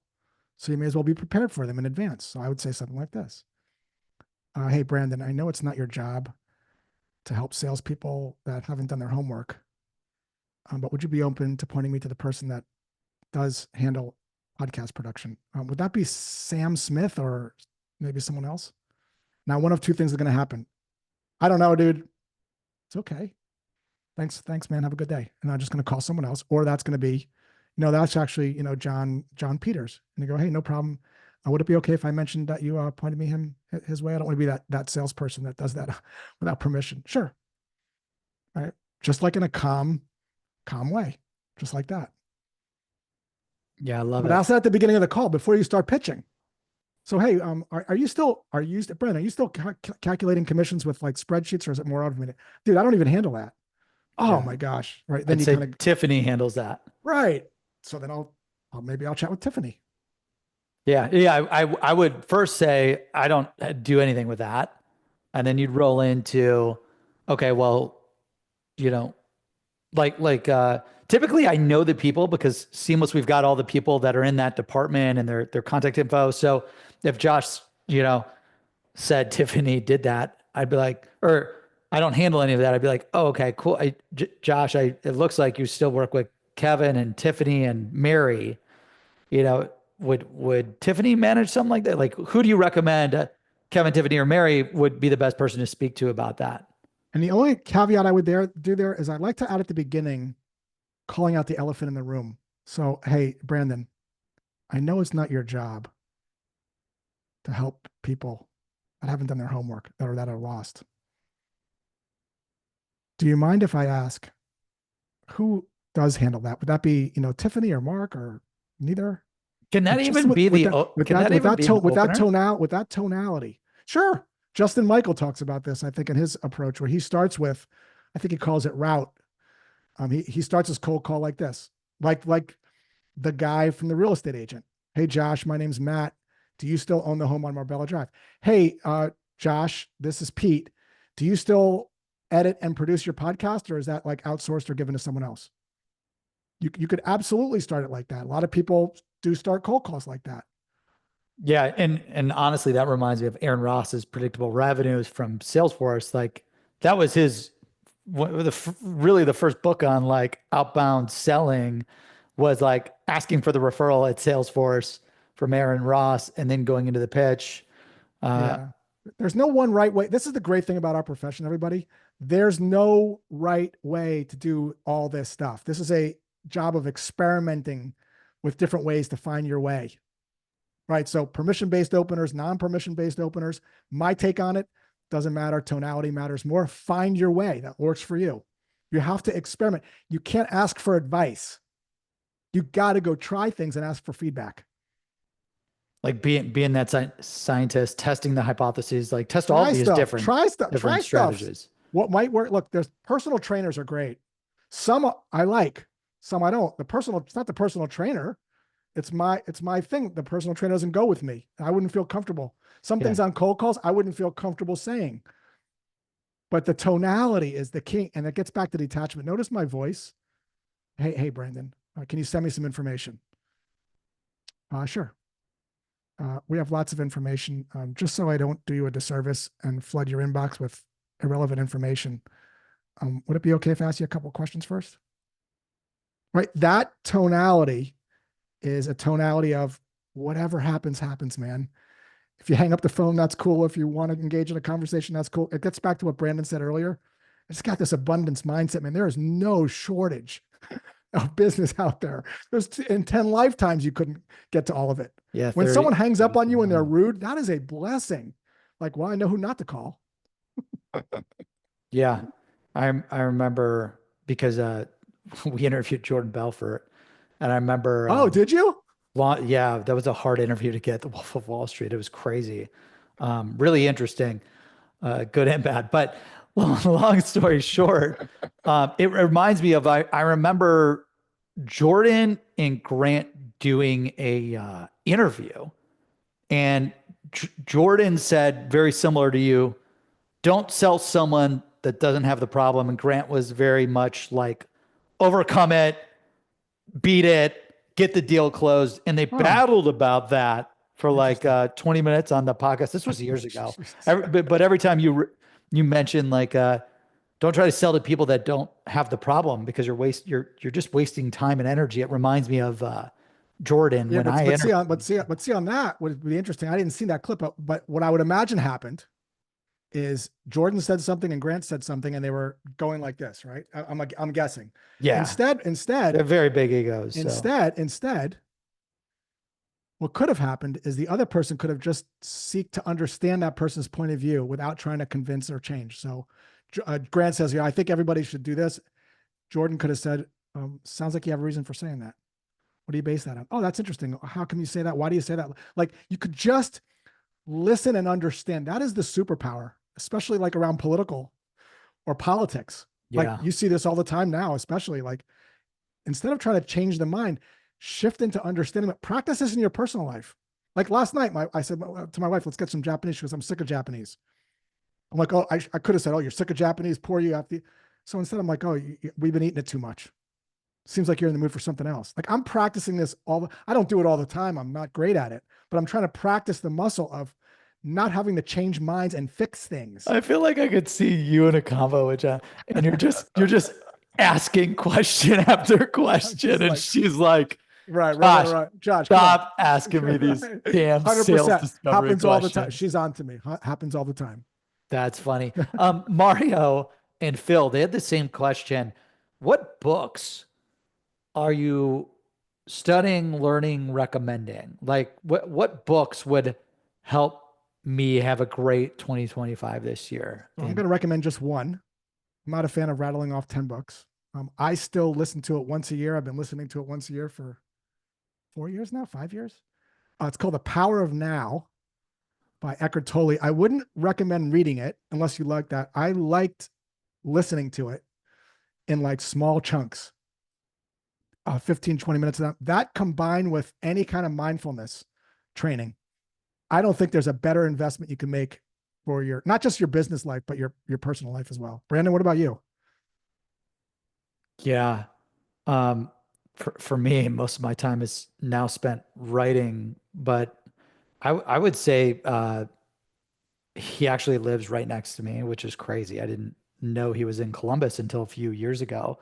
But James Clear, Atomic Habits, like Oh, wow. I'm such a big fan of, before he wrote the book, we'd always preach at our culture, like try to improve 1% a day, because, at the end of the day, you improve 250% if you're doing business days, 365 you're doing, you know, every day. So when he wrote that book, that really hit home for me and a lot of our team. Oh, that's pretty cool. Yeah, it's kind of an interesting sidebar on that. I got into some of that stuff a while back, setting goals and, like you got to run a certain amount of miles a day. And I found myself whenever I missed a day, I would get demotivated and I would actually stop running. So I'd say about a year ago, I stopped all that stuff. Mm, So now if I feel like running, I don't set a goal, I just go run. And if I don't feel like it, I don't do it. And what I find happening when I take all that pressure, same with time blocking, don't do any of that stuff anymore. Like I take all the pressure away of it, and it turns out I end up doing more of it. Like it's just so freeing to not interesting. have to wake up and think I have to run 5 miles today. For me, at least, it backfired. I'd miss a day. I'm like, oh, I got to practice the guitar. I got to do scale. I'm like, no, if I want to play the guitar, I play it. If I want to Yeah. play the piano, I play it. If I want to run, I run. I usually do something active. If I don't, I don't. But I find myself doing more of those things when I take all the pressure away because there's not this letdown afterwards. Yeah. This is why I bought the Aura Ring and the Whoop, and like Did you? and I also have the Apple Watch. So I'm going to Oh bed my with like God, you're all out of this control. You're all out this of shit control. on. You're out of But control. I won't look at the stats, because if I wake up and I look at it and But it why says do you that, have it? Why do you have all that stuff? What are you so, doing with all that? so I look at the stats on the weekend, I like see. during the day. I don't want to like wake like today. I woke up and I'm like, I woke up and I'm like, man, I'm tired, but I got the most sleep in the past 7 days. So it was just and then I looked it up and I was like, why am I tired? It says you got the most sleep, but then it actually helped, because I was like, well, shit, let's go, let's get after it. But I try not to look at it so it doesn't like psychologically mess me up if it said I had a bad night's rest. So you like to you're the kind of guy you like to track, you like to know like where you are to improve. Yeah, I try to track everything.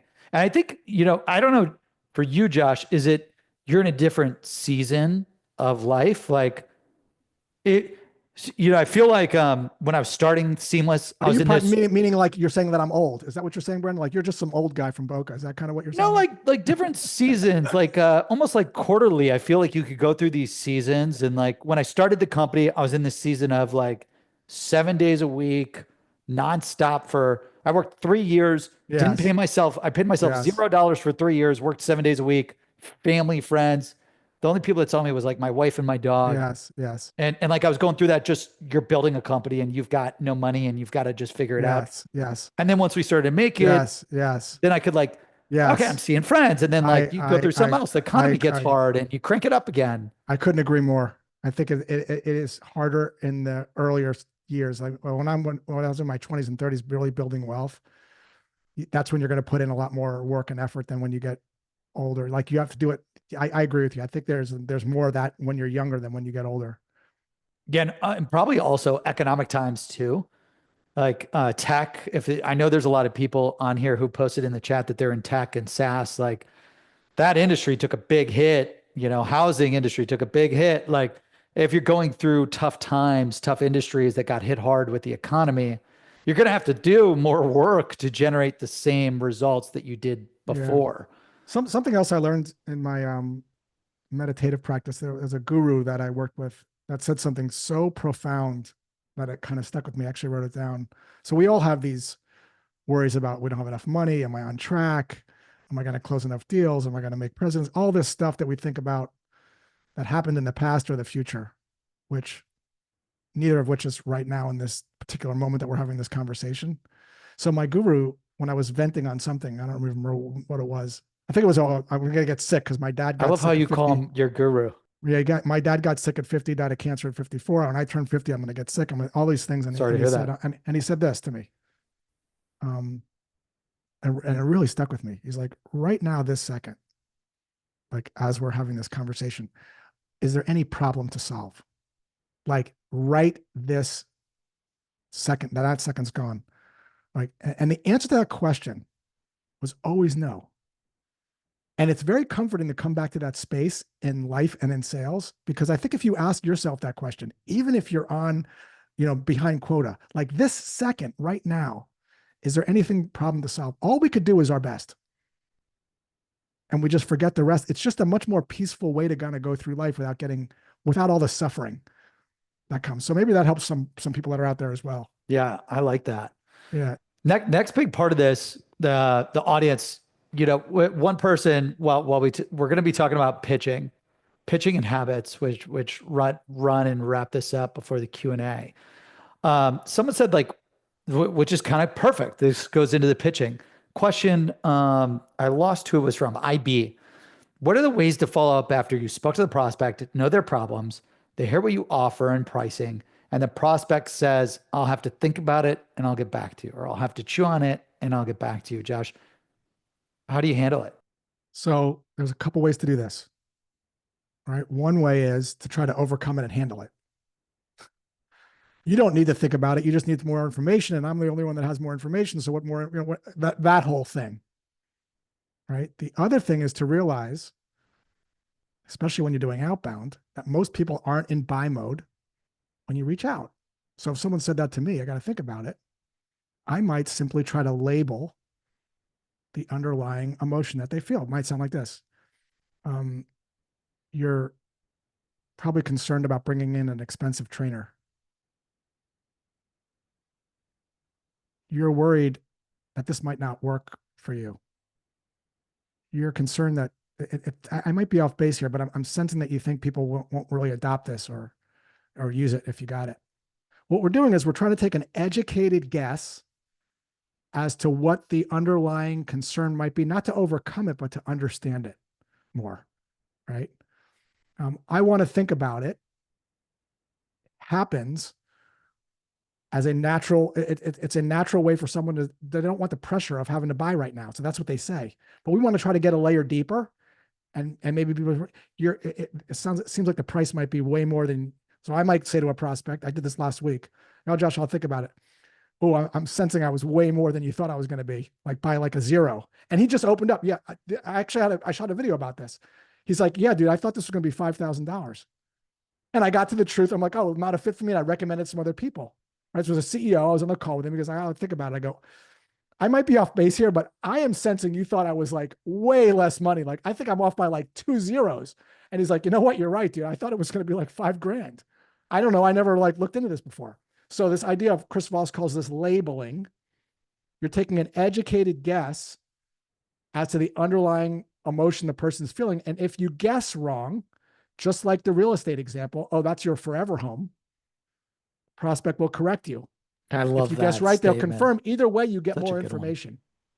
So what we never want to do is overcome or handle anything. Nobody wants to be handled.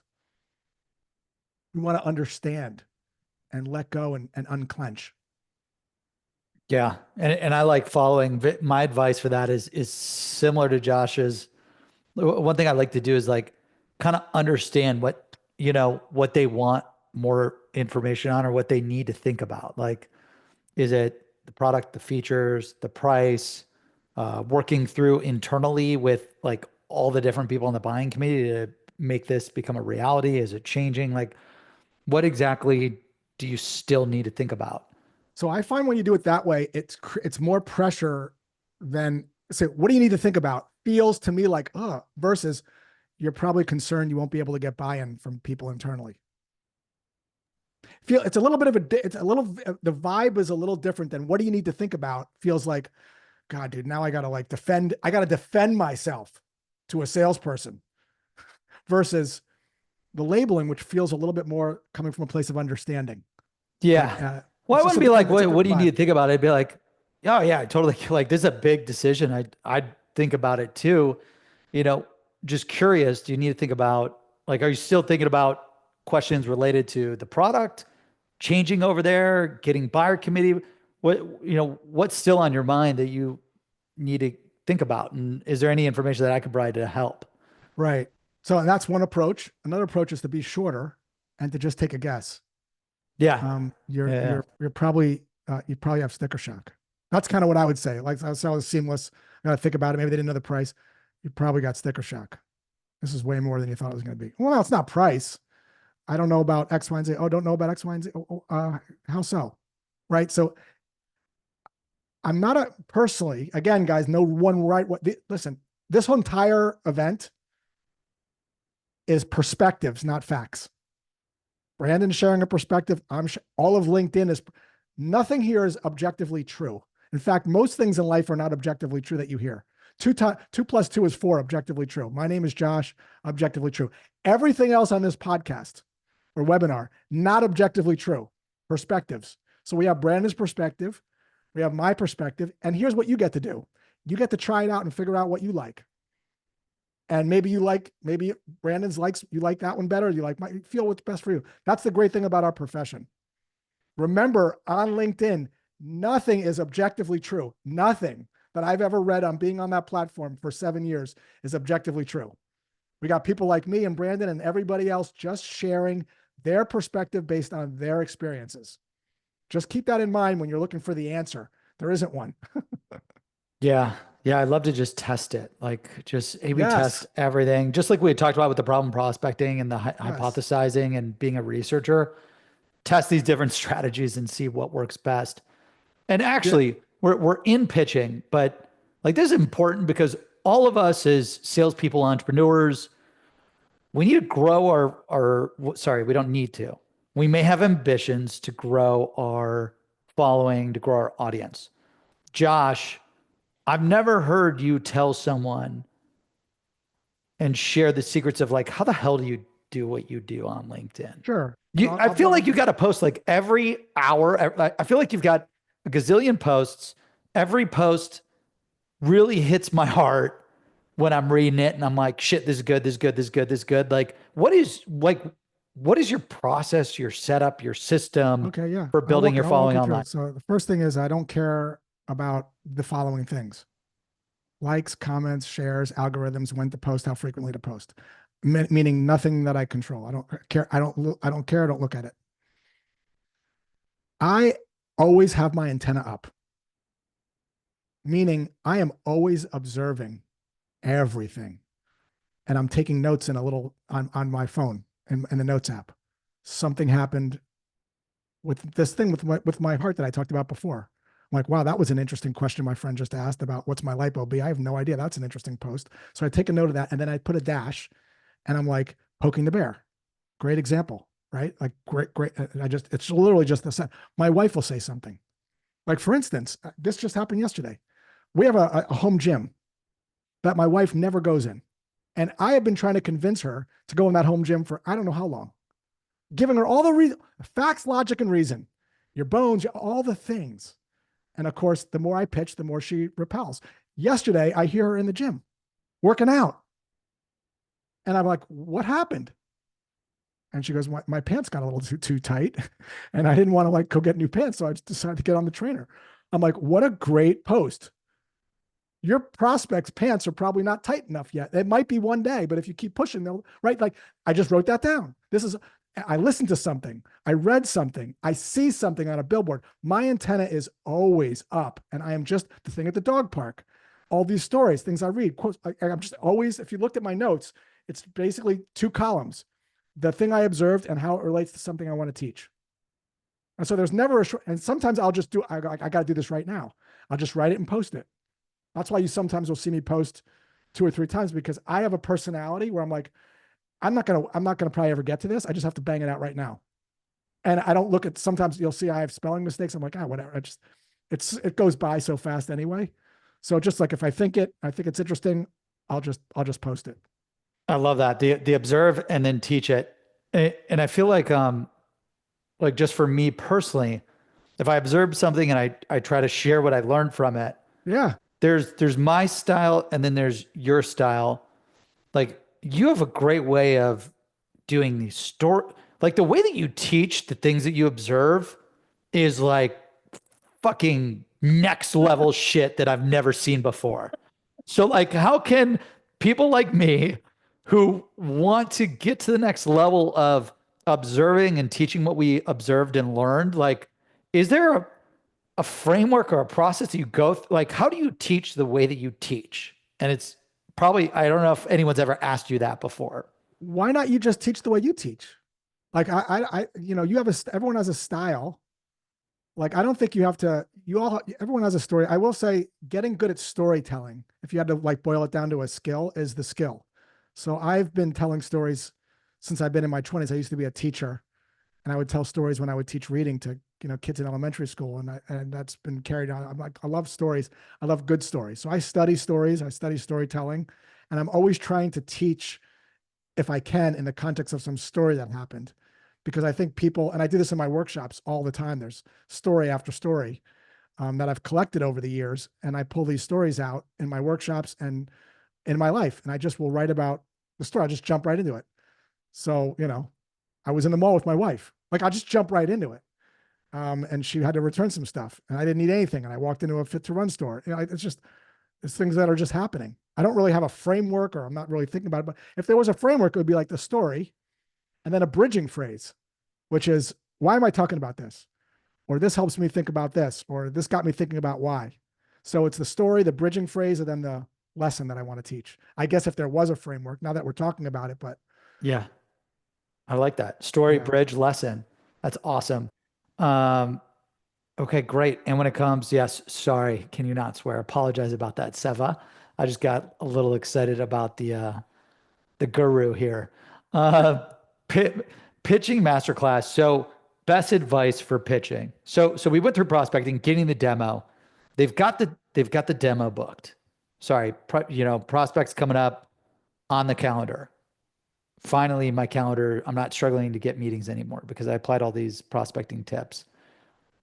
How do I craft the perfect pitch? What are the tips to have the most meaningful time with the prospect in your point of view? Well, it depends. Like, so I'll give you an example. Um, Jenna, when she was looking to buy a Volvo XC40 Recharge, did a tremendous amount of research before she went into the Volvo dealership. Like she knew a lot about that car. And what she really wanted was to just like drive it, right? She just wanted to see like how it sounded on the road, like how quiet it was. And so the salesperson thought she had no knowledge of the car and started pitching everything about the car. It's got this engine, it's got this thing, it's got this user interface, it's got this radio.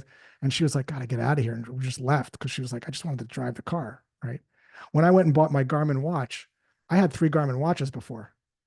So when I walked in to the Fit to Run store and I was looking at the Garmin watches, he says, hey, Josh, have you ever owned a Garmin before? And I go, yeah, I have the 735. Oh, what got you looking at this one? In the Volvo dealership, Jenna, have you done any research on the Volvo? You know anything about it? Well, yeah, blah, blah, blah, blah, blah, blah. So the person's knowledge level and where they are is going to very much dictate the quote unquote pitch, because you may not need to pitch everything. Like, hey, I'm looking at this 935 specifically because I want to start running with music and I wanted to see like how it hooks up to my AirPods. Oh, let me show you that. Right. So the pitch only matters based on the knowledge level of what the prospect wants from an inbound perspective, where they're knocking on our door. Right. From an outbound perspective, it's a little bit differently because we're knocking on their door. We have to ask questions that illuminate potential problems. So Josh, I know you're washing your bucket with a sponge today. Typically when I talk to people that are doing that, these types of things happen. How does that compare to your experience? Are you seeing that happen? That's usually, when they scratch their car, that's typically like a $800 issue. Only because after it gets repainted and they want to sell the car, they run a paint thin meter over it and they can tell the car's been repainted, which lowers the value. How are you dealing with that when it comes time to resell your car? So we're trying to illuminate costs of inaction that people might not know about on the outbound side. And on the inbound side, we got to just, what's on your mind? What do you know about the Garmin? What do you know about bikes? What do you know about the Volvo? What motivated you to want to talk to us today versus not talking to us today? What's changed? And then some of those questions that I talked about earlier. And then the pitch. One thing I will say about it is, and I've listened to, I don't know, thousands of people talk about what they do. Most people, and myself included before I learned what I'm about to teach, have a very hard time explaining what they do in a way that is concise and clear in under 27 seconds. So let me give you a simple framework that you can use when someone says, well, what is it that you do exactly? Like, what do you do? So you can answer it in a way that's clear. And I'll just give you a couple of examples. And you'll figure the framework out, and I'll give you 2 or 3 examples. So what do you guys do? So Brandon, you know how, this is for Uber, so everyone knows Uber. You know how you're in Chicago and you got to get downtown at 5 o'clock for an important meeting, but you can't get a cab, or it's raining and snowing and there's just none available? Starting with the problem. So with Uber, you press a button and in 15 minutes, a Mercedes picks you up and takes you to where you want to go. How are you currently getting around Chicago today? Here's an example for a washing machine. Back before there were selling. So you know how you're cleaning your clothes, you're beating up against the rock for like 30 minutes to get them clean? With our machine, you drop your clothes in a magic box with some liquid, and in 30 minutes, it comes out clean. Right? So Calendly, you know how you go back and forth a lot with email trying to figure out like the right time? With Calendly, you include a magic link and the meeting gets scheduled automatically. See how concise and tight that is? And English. So that's a framework. You start with the problem. So you know how you make 50 cold calls, and if you're lucky, maybe you have 1 or 2 conversations, even if you have direct dials. With our service, we tell you who's most likely to pick up the phone. So instead of having 2 or 3 conversations per 50 dials, you have 8 to 12 without you having to add any new technology. Are you guys using some kind of a dialer today, or is it more of an automate? Like that's the framework. So now that you know the framework, you can massage your thing, and just know that coming off the top of your tongue is going to help tremendously. People get lost so much when people ask what they do and they can't answer it, and you just lose people, versus starting with a very clear problem and then pivoting to, with X, you do Y and Z happens. With Calendly, you include a magic link and your meetings get scheduled automatically. Well, how does it work? Well, I can show you. With Uber, you press a button and in 15 minutes, a Mercedes picks you up and takes you to where you want to go. Right? That's the framework to explain what you do at networking events and on pitches when someone asks, like, what do you do? Yeah. And I love that for the elevator pitches, but to put this into a different frame, let's just say you're prospecting a company, you book this sales VP to meet with you about buying your services or whatnot. And I don't know if you're doing any outbound. You're probably like, you may just have it all via inbound, but you got the meeting on your calendar.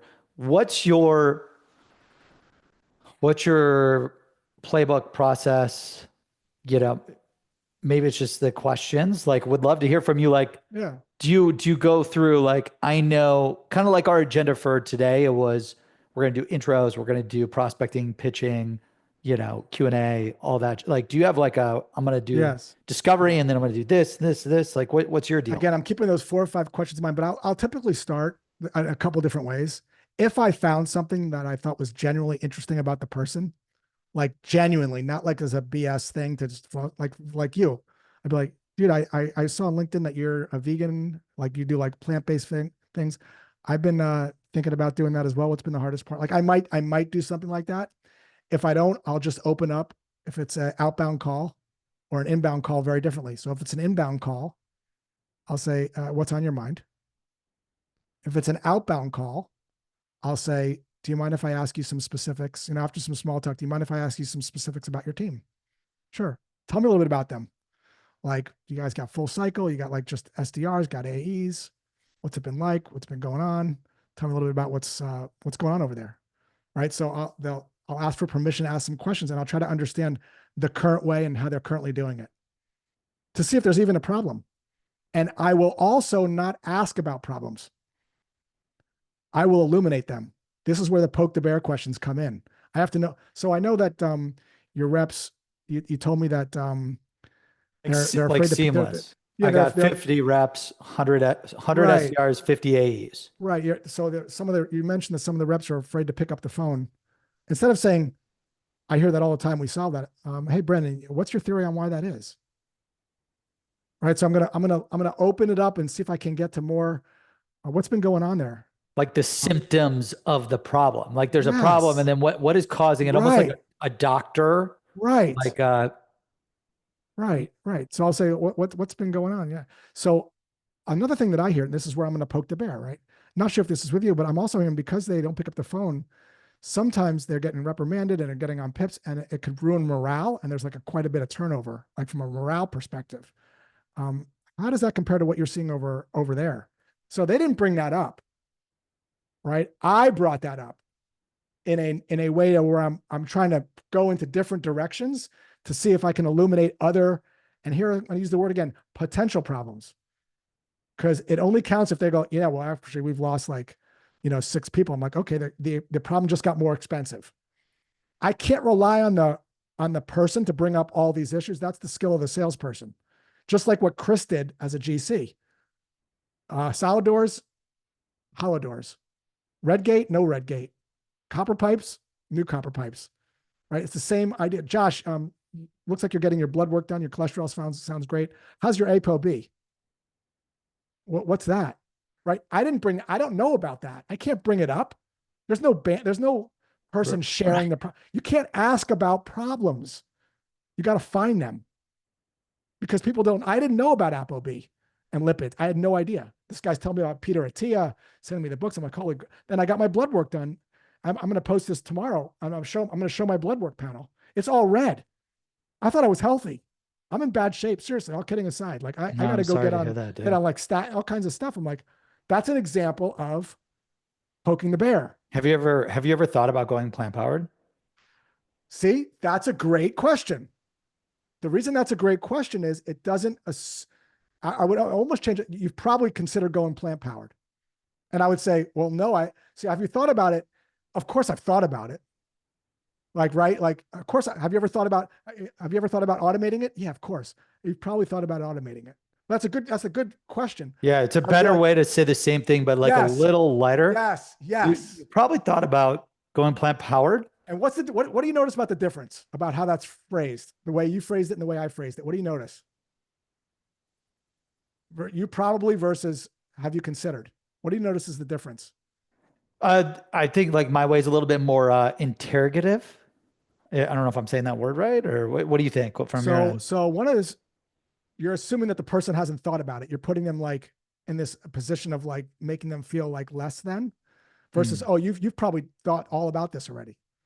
Now I could say, well, I haven't. What is it?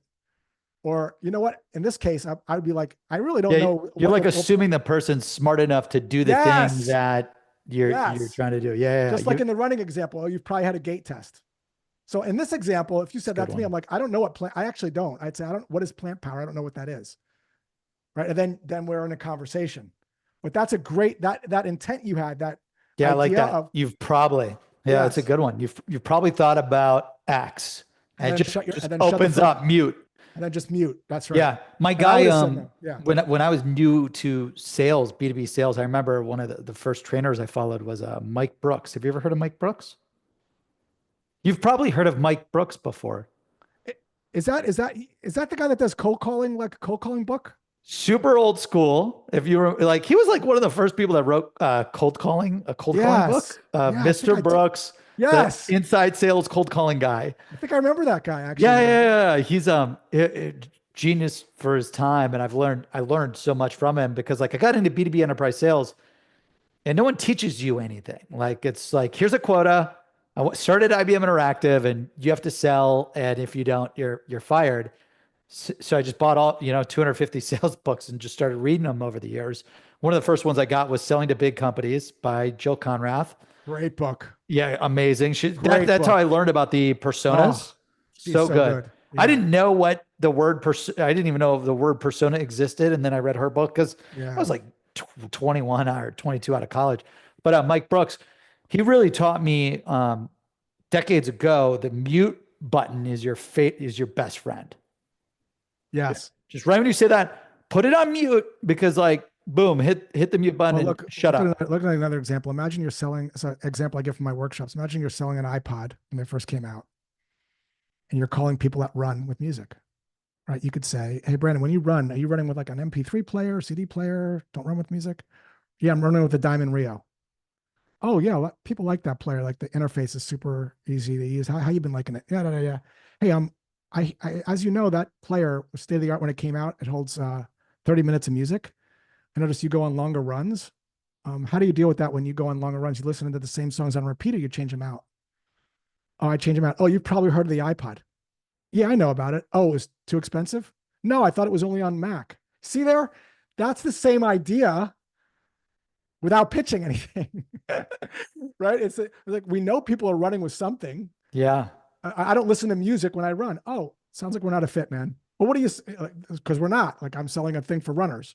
I don't run it. I'm Yeah, I injured. love that. You totally reframe the way that I'm gonna like ask that question about instead of have you, you've probably. You just Yeah. have to change have you to you've probably because you're a smart person and you've probably tried this before. Yeah, like again, earlier, like if I'm calling a director of RevOps and he's calculating commissions with spreadsheets and he's 15 years in the job, you think he's never heard of automating it? Yeah. And he's shows. Have you So ever tried yeah, to automate it? Yes. no, Like, no. What yeah, is it would be like, automation? Yeah, yeah, yes, yeah. idiot. We tried that. Then yeah, we looked into it. Oh, sounds like your rules were too complex to be automated.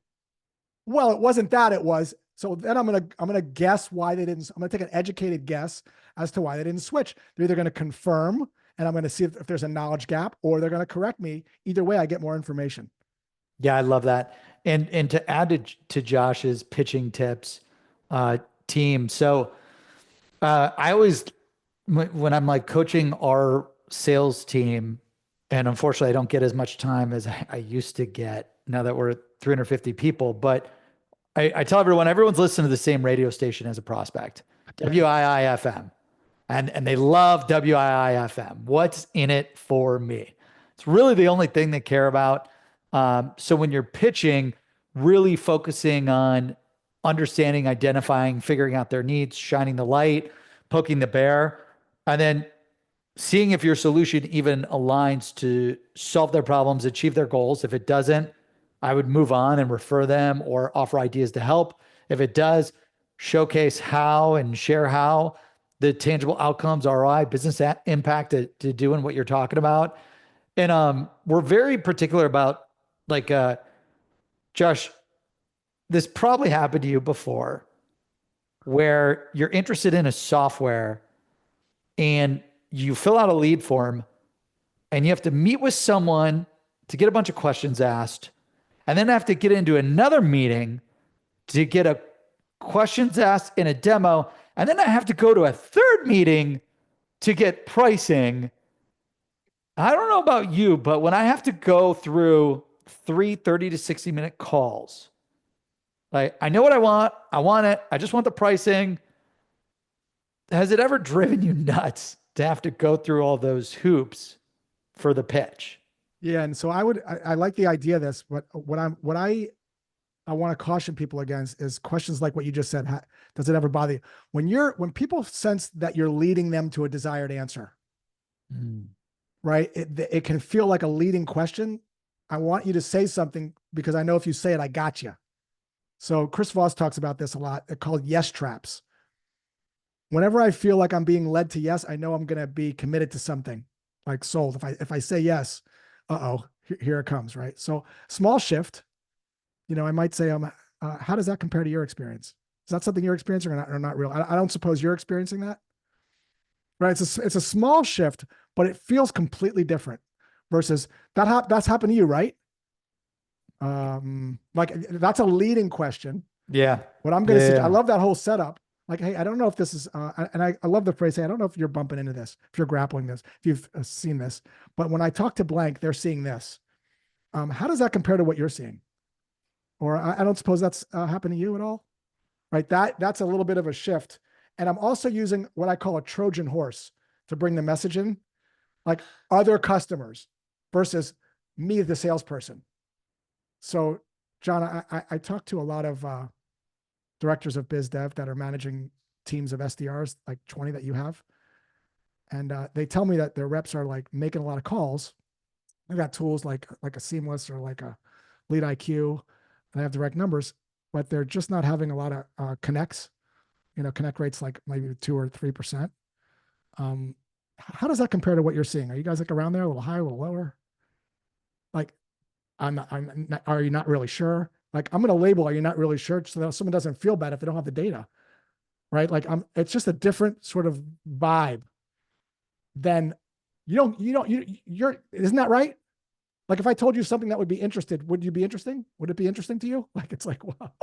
If I could save you $25, I get this all the time in emails. If I could 5X your ROI, would you be interested in talking? I'm like, it's leading you to what Chris Voss calls yes traps. Sometimes can cause this resistance. Yeah, like when you're overcoming an objection and you're like, no, and they're like, well, if we could make you $5 Right. every $1, Right. why wouldn't you be interested? Yeah, so yeah, Right. totally. Right. Well, like for this example, the pitching masterclass and great teaching it, like with this example, it drives me personally nuts. Like as a CEO, I don't want to go through 3 demos to get pricing.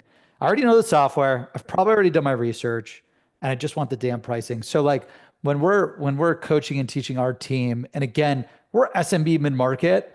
Like you could buy a license for $1,000. You could buy licenses for $100,000. So it works for very like small, medium, large, anyone. We're big on presenting and being very focused to like the top 2 or 3 parts of the platform of the product that can accomplish eliminating the prospect's problems, achieving their goals, and how it impacts their business. And really staying focused on in that presentation, like what's in it for them. And then when it comes to, All right. Can I stop for a second? yeah, I just, go again, for I it. got, wait, go back to that slide where you just were. Yep. No, the other one that you just Oh, had on. hold on. That right there. Stay there for a second. Okay. Yep.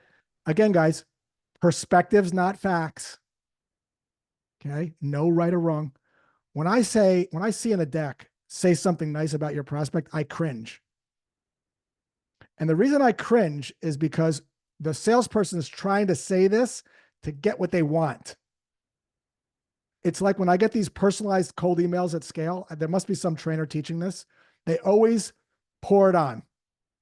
Josh, loved your take on blah, blah, blah, blah, blah, blah, blah, blah. What if you could do that? It's like you can sense it. So I'm not big on fake things like this. Yeah, I think there's a difference between being real and then being Yes. fake. Like Yeah. So when I say if you don't something nice, if yeah, you yeah. don't know the company and anything about the tech, like it's not like make some stuff up. What I'm suggesting is that it does sound disingenuous when it's followed by the ask.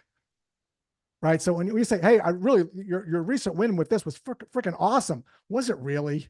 Like, are you that excited about my recent win? Like we have to understand, get real. You're a salesperson. You could say it in a chill way. Hey man, I saw you guys just won the deal. How's that been? Congrats, man. Pretty good. But not when you like saw this and then you kind of lead into the ask is when to me, it feels very disingenuous to me at least. Yeah. Yeah. And that's, I agree with Josh, like don't do fake compliments. Like Yeah. you don't see anything that you liked about the company or the prospect, and then don't compliment them. But like for our framework, like if I hired a new AE or a new AEs would be pitching versus our SDRs. But this is kind of like our framework, and we do our demos in 30 minutes or less, where we do the introductions, 2 to 5 minutes.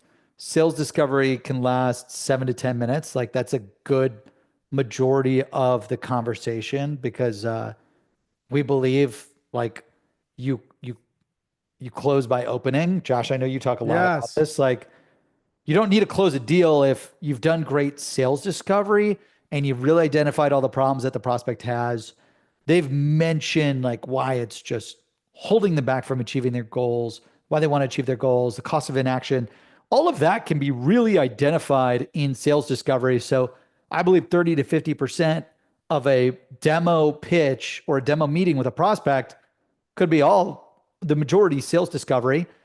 And then, we just literally present 1 to 3 of the top things that eliminate their problems, solve their goals, we present the pricing like some companies may like, well, you have to do 3 demos until you get a pricing. Like I I've taught our sales team and our CROs taught our sales team like just give the price, Yeah. give the ranges, give the price. People are smart. Ranges from this to this, depending on XYZ is how I would cover that. And then like sales objections, I think are more just questions. Like, what are the questions that you can help answer? And if they want to move forward with it, great. And if they don't, then that's okay too. So on that one, Brandon, one thing to keep in mind here, we know this from jobs to be done with objections. So you could have a cost of an action or an ROI, whatever you're calling it. People still might not buy because of the forces that keep people where they are. Like if I switch, will I get fired? If this doesn't work out, will I Mm, lose my job? So I'm a big fan of bringing all those up in the beginning because a lot of times it's the anxiety and the habits of the present that are unvoiced that people don't bring up that cause people not to switch. This is not often talked about in sales. We wait for objections to happen. We show the cost of an action, the ROI, how amazing it is, how it helps your problems, and people still don't buy. And if you're up to speed on jobs to be done, you'll know it's because of inertia and habits. So you might say, if someone doesn't bring up anything, you might say, "Hey, sometimes I hear that people are, this might be with you. You're probably concerned this will never get approved because you guys are on this platform, or you're concerned that it might not have the direct dial information for your specific prospects, or you guys are comfortable using what you're using now." I'm going to bring up those anxieties and habits early on the I call love that. because here's the thing: if they're not there, you can't plant them there. People will go, well, "That's not it," or you know what, that is a concern. Just like this guy, the CEO last week. "Oh my God, you probably thought I was you're probably thinking I'm way too expensive." Well, that's true. So I would, as an addition to this, list out all the negatives people might have of not switching. Chris Voss calls this an accusations audit. Like you might have 7 or 8 things related to habits and anxieties. It's comfortable using your existing, software. You're afraid that if you switch it, it doesn't work. It's going to make you look bad. You don't want to be tied into a 12-month commitment. Like I'm going to bring all that up one after the other to see if I can flush out more truth because just because you don't call out these elephants doesn't mean they're not there. And so many salespeople, these deals don't go anywhere because of that reason. Yeah, So I they're would, too yeah, scared to bring that yes, up. yes, Yeah, I remember I saw someone, gosh, I forget who it was, but they'll list out all the reasons why you shouldn't work with them. yeah. And I mean, whenever I get here's an why you inbound, shouldn't work with me. Boom. whenever I get inbounds all the time, people want me to do SKOs or sales training, and I have an email that I already wrote. Thanks for thinking of me. I know there's a lot of options out there. Here's 3 reasons why I might not be a fit. A, I don't sign service agreements or NDAs. I have a simple 1-page agreement. I don't ask for confidentiality. B, my price is $25,000, goes up from there. And C, I require payment up front. And D, I don't have availability to Z. I'm happy to discuss the details, but first I wanted to see if you're okay with terms and pricing. I'd say 85 to 90%, I never hear back from again, which is perfect. But the 10% I do hear back from, those will close at like a 9. Yeah. So I love that idea, which is sort of pre-qualifying, especially for inbounds. You can't do this with outbound, but with Yeah. inbounds, that's a Do you great strategy. do you feel like you're missing out, like being so, I don't know, forthcoming, assertive, aggressive with like your qualifying, like, here's everything that you need to be to hire me and be qualified. Like it's very different than like Yes. SDR and AE teams Yes. everywhere. Yes. Inbound comes in like, let's just book the meeting. Let's Yeah. book the meeting. Let's book the meeting. Let's book the meeting. You're like, you're trying to eliminate, you're eliminating like Well, it's just me. You tight have to down understand. that funnel. It's just me. So I can't Yeah. have this. I can't have 50 discovery calls a week. Right. So I don't, maybe I'm a little bit different that way. I just send that email to everybody. And then some people will respond. Hey, that sounds great. Right. And then we'll get on a call or I don't hear back, which that's okay too. And Like then you put them in I that also, nurture. yeah, or not like, right. So I'm like, I have plenty. So I don't, it's okay. Like I don't have to chase every, deal that comes in and convince. Like if you're convincing, I think no matter what you're selling, if you're like in this moment where you're trying to talk someone into something where they're not leaning forward, I think you're sort of you think about you are in that situation. If a salesperson is trying to convince you of something, you know they have a vested interest. You know they work on commission. So in the back of your mind, you're always like, of course they're going to show me that case study. They are going to cherry pick stats to prove a point because they want to move me forward. So this motivational interviewing flips that script around a little bit and tries to draw people out rather than filling their heads with information. Are there any good like books that you would recommend for motivation or people to follow for motivational interviewing? The name of the book, I think it's called Motivational Interviewing. Okay. That's Yeah, the one that had like the biggest impact for you to like, it's a good book. Yeah, there's lots of yeah. it, but yeah, there's a lots of, you can also listen to, that's really good at this. I'm not judging Howard Stern, but Howard Stern, when he interviews people, because he's gone through therapy, I can always tell when people interview that I've gone through therapy because they sound like a good therapist that doesn't solve any problems. They draw you out and they help you like solve it yourself. You solve it yourself. Yeah. Pretty much you figure it out on your own, right? Like My one sales leader was so good at that. imagine My guy, you don't have Jeff. kids. You don't have kids, right? Not yet. My No. kid, my 6-year-old comes home. Josh, Ben is such a bully. He like knocked my, books down. He's such a jerk. And your inclination would be to fix it. Well, what'd you do about what did you do about that? And versus if you're trained in motivational interview, you might simply say, that sounds hurtful. Like you didn't expect that from him. You were just going about your business and all of a sudden this happened to you. Or you might just simply say this, right? It's a very different skill set. And again, it can be learned. So Yeah. motivational, start Googling motivational interview, you're going down a whole rabbit hole. I remember it used to drive me nuts. In my head of marketing, we came from the same company and we had the same CRO. It was like question-based leadership. Like Yes. it was very, what happened with it, to walk me through that deal and, you talk about it and like, great, what are next steps? And you talk about it. And then he just kept asking Yeah. questions and you Yeah. just, Yes. sometimes you're like, dude, just tell me the answer. Just give me the damn answer. What do I need to do to win this deal? Right. But instead he would say, what do you think you'll do? Right. That was the bet. Like one of my mentors had that. It's like, he was going through this. What do you think you'll do? Right. It's such a good question to ask even on a discovery call. You've done this and this. What do you think you'll do next? Yeah, Like it's that's a so good one. good. Write that Yeah. down. What do you Yeah. think you'll do next? Yeah.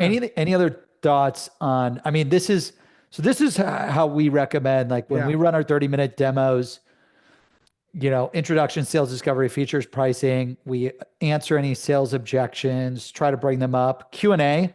There's, I don't know, would love to see if this happens with you, Josh, but we try to answer any questions and really identify. There's always typically questions or something that's still on their mind about the solution or about doing something, changing, taking action, whatever. Really trying to understand what that is and help answer it, provide more information, address it, you name it. Yeah. What I'm just going to say on this before we, kind of wrap this up is the buyer has the answers. The seller has the questions. Your job very much is to draw people out. I don't think we give buyers enough credit. They've been doing their job for 12 years. They know what's going on in the landscape for the most part. Your job is to be the arbiter of unbiased information, to illuminate the cost of doing nothing, to show the options, just like the real estate agent did, just like the contractor did, just like the water buyer, and then to let people decide for themselves what they want to do for themselves, rather than trying to get someone down a funnel, right? Like that's the shift. It's sort of shifting away from controlling to surrendering control. It doesn't mean that you're complacent, but you put the decision where it belongs, which is with the prospect to see if they're motivated. Because if there's oomph and energy behind the conversation and they're agreeing to next things and they're showing up, there's oomph. If you're doing most of the talking and you're convincing and they're like giving very short answers, probably not enough energy or oomph to go through. That's why I love, especially for inbound leads, to see if I can talk people out of switching. Because if I can easily talk them out of switching, chances are they're not ready to switch, which is okay. Yeah. So, And you just save your time and pipeline and everything. yeah. You just realize that you just want to align with where the buyer is. And you can have the greatest ROI, cost of inaction. If it was that simple, if gap selling, and I love Keenan, If gap selling was so simple that you just quantified the gap and everyone bought, wouldn't our jobs be easier? But that's not what happens. You can quantify a huge gap and people still don't buy. Why? Read jobs to be done. It's because of anxieties and habits and all sorts of other things that people are afraid of because it's comfortable to do it the current way. Yeah. So Or too hard to get the yes, change internally. Like yes. I'm So so bring sick so of bring that up. Bring that up. So you're probably concerned you won't be able to get this past your CFO. Like bring it up. Bring all the uglies. I call it bringing up the uglies. And again, like Chris Voss says, starts with just list them all out. Like to just get real with people. Don't sugarcoat that they're not there. yeah. And you could probably do that by looking at all of like your closed loss Yes, reasons, great idea. Yeah. like go through the CRM, all the closed loss reasons and all the reasons why people wouldn't Yes, buy or yes. people would close lost. Bring it up. Bring it up and let's see if they're aligned. Yeah, bring it up. I love that. And this next question from John, who's in the Q&A. This is a great one because this kind of goes into wrapping up. Oh, here we go. Yes. Habits. What are the top habits, Josh, that you have personally and professionally? So I have a couple things that I do daily. So one of the things that I'll do daily is I'll meditate. So uh, all that means is I think about my thoughts whenever I can. So if I'm having a moment where I'm all of a sudden lost in thoughts or some worry about some future or past event, that might go on for 2 hours because I'm not that good at this yet. I've only been doing this for 5 or 6 years. But after like an hour, I'm like, hey, whoa. I'll be aware that I'm down this rabbit hole. And in that moment of awareness, it just calms everything down. So I really try to do that every day. It doesn't have to be sitting in a room with your eyes closed. Could be swimming in a pool, could be taking a walk. So that's one thing that I try to do every day. I also like to play music or do some kind of creative endeavor. So whether that's paint or play the piano or the guitar. Yeah, I'll also do something for money. So that'll be, writing because that generates money for me, or courses. So those are and then final bucket would be health. So I got a health bucket, a creative bucket, finance bucket. And the health bucket would be like, I have a home gym here. I'll do like a walking or swimming or lifting weights, that kind of thing. Oh, that's If awesome. I miss a day and I don't do anything in that bucket, I don't beat myself up. I don't say I don't. It's not on my calendar that I have to. If I'm not in the mood to paint, or I don't feel like playing the guitar that day, I just won't play. If I don't feel like writing that day, I just won't write. So I don't put any pressure on myself that I have to have an atomic habit and I have to have it scheduled. It has to be X, Y, and Z. I simply begin again, as Sam Harris says. By the way, a great app if you want to get into this is I'm not affiliated, but Waking Up by Sam Harris is one of the first apps that I took to kind of get me, recalibrated into this sort of mindset. Waking Up by Sam Harris. And Yeah. is this for meditation or is it like just like resetting your mind? What would you It's a call it? great question. I don't think it's just about meditation. I think it teaches you how your mind works, which I think is fascinating. I mean, I find it fascinating to figure out how the mind works. This idea that you're separate from your thinking I find it fascinating. And so there's a lot of lectures on there. There's a 30-day program, but yeah, it involves a 10-minute a day meditative practice. But that does not mean getting rid of your thoughts. That's a common misconception. It I don't means think just being feels like aware. I don't know if you'll ever be able to get rid of your thoughts. No, that's a natural. It's just being aware of them and just Yeah. watching and becoming the observer rather than being caught up in it. Wow. It's just the biggest habit that I've built that has been so great for business and my life as well. I love it. And then on my end to add to Josh, so real quick, so we don't run out of time, personal habits. One of the biggest things that I learned twofold. One, sleep from a guy that I follow. I follow this guy this entrepreneur who spent millions of dollars biohacking his life and his health. Guy's name is Oh, Brian Johnson. yes. What a nut job. Crazy nut job. I mean, I watched that documentary. Don't you think? Or no, you kind of like, Don't die. So he's not here's living now, but he's not what struck me. totally no. You So think? he's got crazy stuff, but I've been on his food protocol for a few years. So like a few Oh, few things. So a few things. One, he was the first person, because like I've heard of him in the entrepreneurial circle when he sold Braintree and then he started investing in biohacking. This was like 5 years ago before he launched Don't Die and Blueprint. But anyways, he taught me the importance of sleep because I never paid attention to sleep. Like as an entrepreneur, salesperson, no sleep, work hard 7 days a week, like work your ass off, hustle, Yeah, yeah, grind, yeah. blah, blah, blah, blah, blah. And he helped me reverse that thinking where like if you don't sleep and you don't get good sleep, it will destroy your eating habits, your health habits, you'll make bad decisions, you name it. So I like to say just for the audience, something that really improved my life. Again, this is different for everyone, but for me, these things had a big game changer. Investing and studying sleep, like having a sleep routine, having a sleep time every night, like really focusing on maximizing your sleep. I went from like 6 hours on average to like 5 to 6 hours on average. Now I get about eight, like 8 hours on average. And then my heart rate is anywhere between 38 and 41. So it's very low. But how did you do that? Like, what happens if you're not ready to go to sleep? Like, did you force yourself to go to sleep? You just got in bed and turned the TV off, or like, what did you do? Great questions. One, have like the different steps for that. Have a wind down time. So just like I have an alarm to wake up, I wake up at like 4:45 a.m. I've got an alarm that says like, Brandon, you're not allowed to freaking open the computer, read your email, jump on the phone. So it's like this, like you're not allowed to work, think about work, talk about work. And my wife is the COO of Seamless and she's a super lawyer. So like we're in the house working from home with 350 people, always talking and thinking about work and improving the lives of our Yeah. employees and customers. We're like at 7 o'clock, no more work. Like try to avoid work talk, try to like, this is wind down and de-think, de-stress time. And then there's other things that you learn, like minimize water, minimize food intake, try to incorporate blue light blocking glasses. So I would recommend like study sleep and start incorporating habits to improve your sleep because the more that you could improve your sleep, the better your whole work day will be. That's a good one. Second one that I learned from Tom Brady, I was on a plane, I think to like SaaStr or something. And I was like, Tom keeps promoting his TB12 book.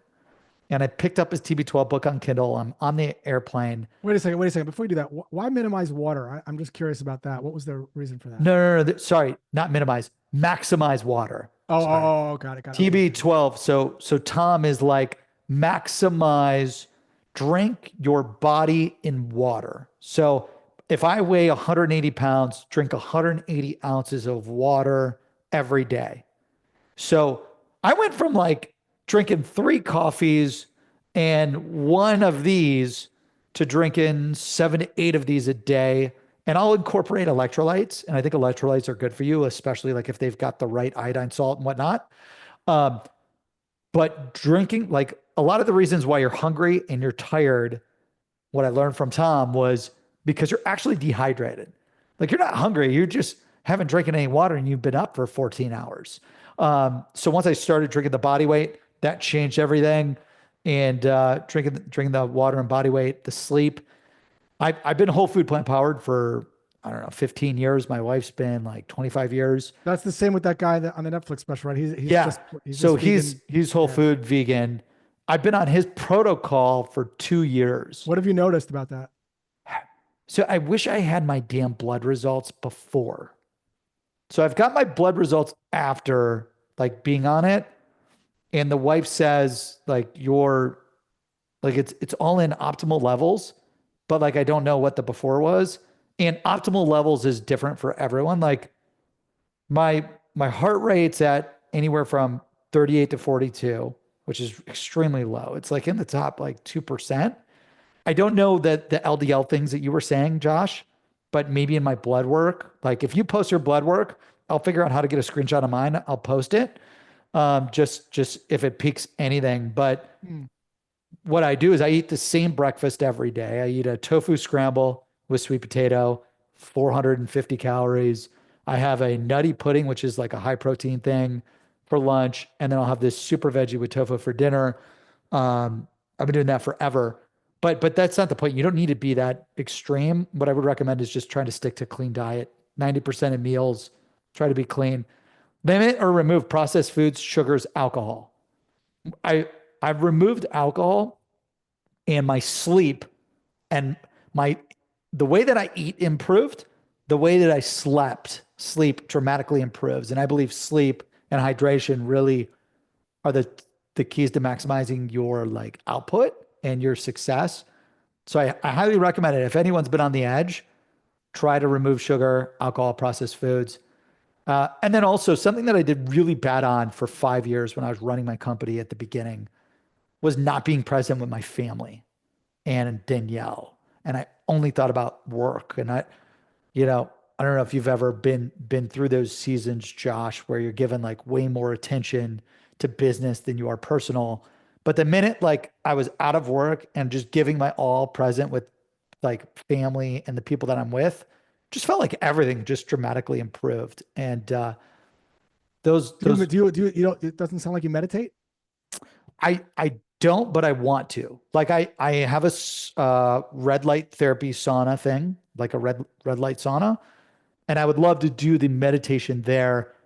I think my ADD or whatever you want to call it is just I have a real hard time going through it and then sitting there and not thinking about the thoughts in my head and like trying not to analyze it, but I want to. The most successful people I've studied, they meditate and they meditate every day. Sounds like there's been something that's been getting in your way. Yeah. The what? Sounds like something's been getting in the way of you starting it. Yeah. Probably I would call it laziness, Josh. That's what I would call it. Like, You don't seem like a lazy guy to me. uh, well, I know I should do it. I know the top people that I study do it. So why am I not doing it? Like, I don't know. I should do it and I should try to get the benefits of it. What do you And then think you'll do? What do you think you'll do? Like next? What do you for want to do for the the meditation? meditation, What do you think you might do? I'm gonna download that app. There you go. What is it called? Wake me up. Waking up. There you go. Waking up. Yeah. Oh, yeah. Brandon, I have a 2:30 just for time's sake, just to okay. Awesome. No, thanks for the heads up. So, Okay. professional habits, real quick. I love the prospect 5 accounts a day, 3 decision makers. I love reading every day and writing every day. Highly recommend it. I believe you should train and role play on yourself and your peers, not on your prospects. You don't want to practice on your prospects. You want to practice off the field. And I think that perhaps for you to win the big game when you're meeting with the prospects. So let's move into the top. And then gratitude and wins. Write down your wins every day. I think that builds momentum. Helps you get on. People get stuck, and I get stuck. Forget about people. I get stuck when I forget about the wins that I'm throwing up every day and realizing what I'm grateful every day. So lastly, let's open up to the Q&A. I know we've got. I'm going to stop the screen and what about, so Q&As, there's a lot of them. So we'll just fire through for the next 5 minutes until we can do it. Lisa Birch says, and Josh, I'm just going to ask you the questions and we'll do a fireside Q&A. What about cold emailing? Do you find emails best to start with before the call? Pick one and do one. Don't overthink it. Doesn't matter. Same thing with a job. Thinking about 2 jobs. Pick one. Don't overthink it. Just do it. Everything's going to be fine. Don't Love it. overthink it. The overthinking causes you to do nothing. Like ask this question. Just go do one. Jeff says, curious how to handle follow-ups. Okay. So 2 answers on that. I'm not big on cold email follow-ups. Any thoughts? Any thoughts? Did you see my email? Your product solves more than one problem.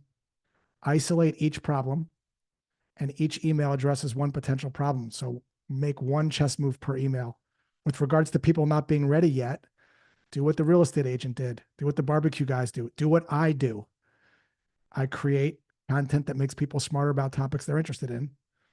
For you, that might be answering questions that prospects typically ask or customers ask, but you have to have this top of mind funnel or list or whatever where you can put people in so they get articles or information so that when they're ready, they think of you. Thank you for that. Elias says, how do you handle gatekeepers? How do you bypass the gatekeeper? So wrong intent. right? So when your intent is to bypass someone, no one wants to be bypassed, right? We end up saying things that feel like someone's trying to be bypassed. So when I call a gatekeeper, I might say, hey, Jane, my name is Josh Braun. We've never spoken before, but I was hoping you could help me out for a moment. Who are you with? I'm with Jenna. We've been married for 20 years. Who are you with? Like I might say something like that, just to like lighten it up. So then I'll say, hey, I am looking to send some information to the person that runs the sales team over there. It looks like that's Ted Williams. But since I have you on the call, who do you think is best to send that to? Love it.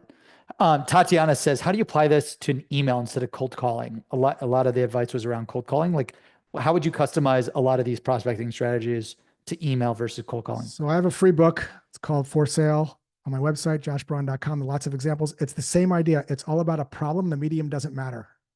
So cold calling, cold email, video, it's all about illuminating a potential problem. And so you can see lots of examples of that on my feed. I write about cold emails. I post them like every week pretty much. And then my book has some examples as well. You can see some there. Sarah says you met and pitched, and just two more questions. You met and pitched the prospect. It went really well. How do you follow up? So a couple ways. At the end of every call, I'm going to test for a micro commitment. So for Brandon, it might sound so like this. good. Hey, Brandon, would it make sense for some people on your sales team to test this out in a real environment so we can get their thoughts on it? Whatever your next step is, you're going to suggest it to see if they're open to it. So I have to ask for a micro commitment. If I don't get it, I can still have it as an opportunity, but it's not in my pipeline unless there's a next meeting that the prospect agreed to. If they're not ready yet, do what I suggested before, which is I'm sending like my post or my follow-up. I'm never done following up. I have people that come back to me after a year because they get my newsletter or they follow me on LinkedIn and they come back. So you need some kind of nurture track that provides some kind of education for the not ready now people. Lisa, last question, since we're out of time. I'm brand new. I don't have any clients or social proof. What do I do to get started? Ooh, that's a good one. So when I first started, I would ask people for their opinion and perspective on what it is that I was trying to do, and then offer to give them something in return for that. You know, I would say something like this: hey, I'm starting this thing called Tongue Tied. It's these sales objection flashcards for you've been in business for a while. I know your time is worth a lot of money. I'm more than happy to give you like $100 for 20 minutes of your time. Is that something you'd be open to talking about? Charlotte Johnson did this before she was a job. She would talk to people that were prospective clients just to understand their current ways and how they were doing things. So that's an idea for you. I love that. And then Josh, because you've got a call in a minute, Yeah. where can people, you've got products, you've got stuff, where can people follow you? What products do you have? Where can they get more of you? joshbraun.com/shop and check out my free book there called For Sale. Thanks, Brandon. Thank you so much, Josh. Right, Thank you everyone for joining us today. Have an amazing 2025. We appreciate you all and hope you truly enjoyed the session today. Let's make this next year your biggest and best yet. We will share the recording with you in 72 hours. We're going to download it, process it, get it uploaded. We'll get you the link and feel free. We're going to run a post survey, everyone. We want to hear, what did you think of the webinar? What topics do you want us to cover on future webinars? What guests would you like to have on future webinars? And that's it. That was one of the longest webinars we've ran. Thank you so much. Hope you found it of value. Can't wait to get the recording. Let's review it, study it, and become the best that we could be. All is good. Cheers, everyone.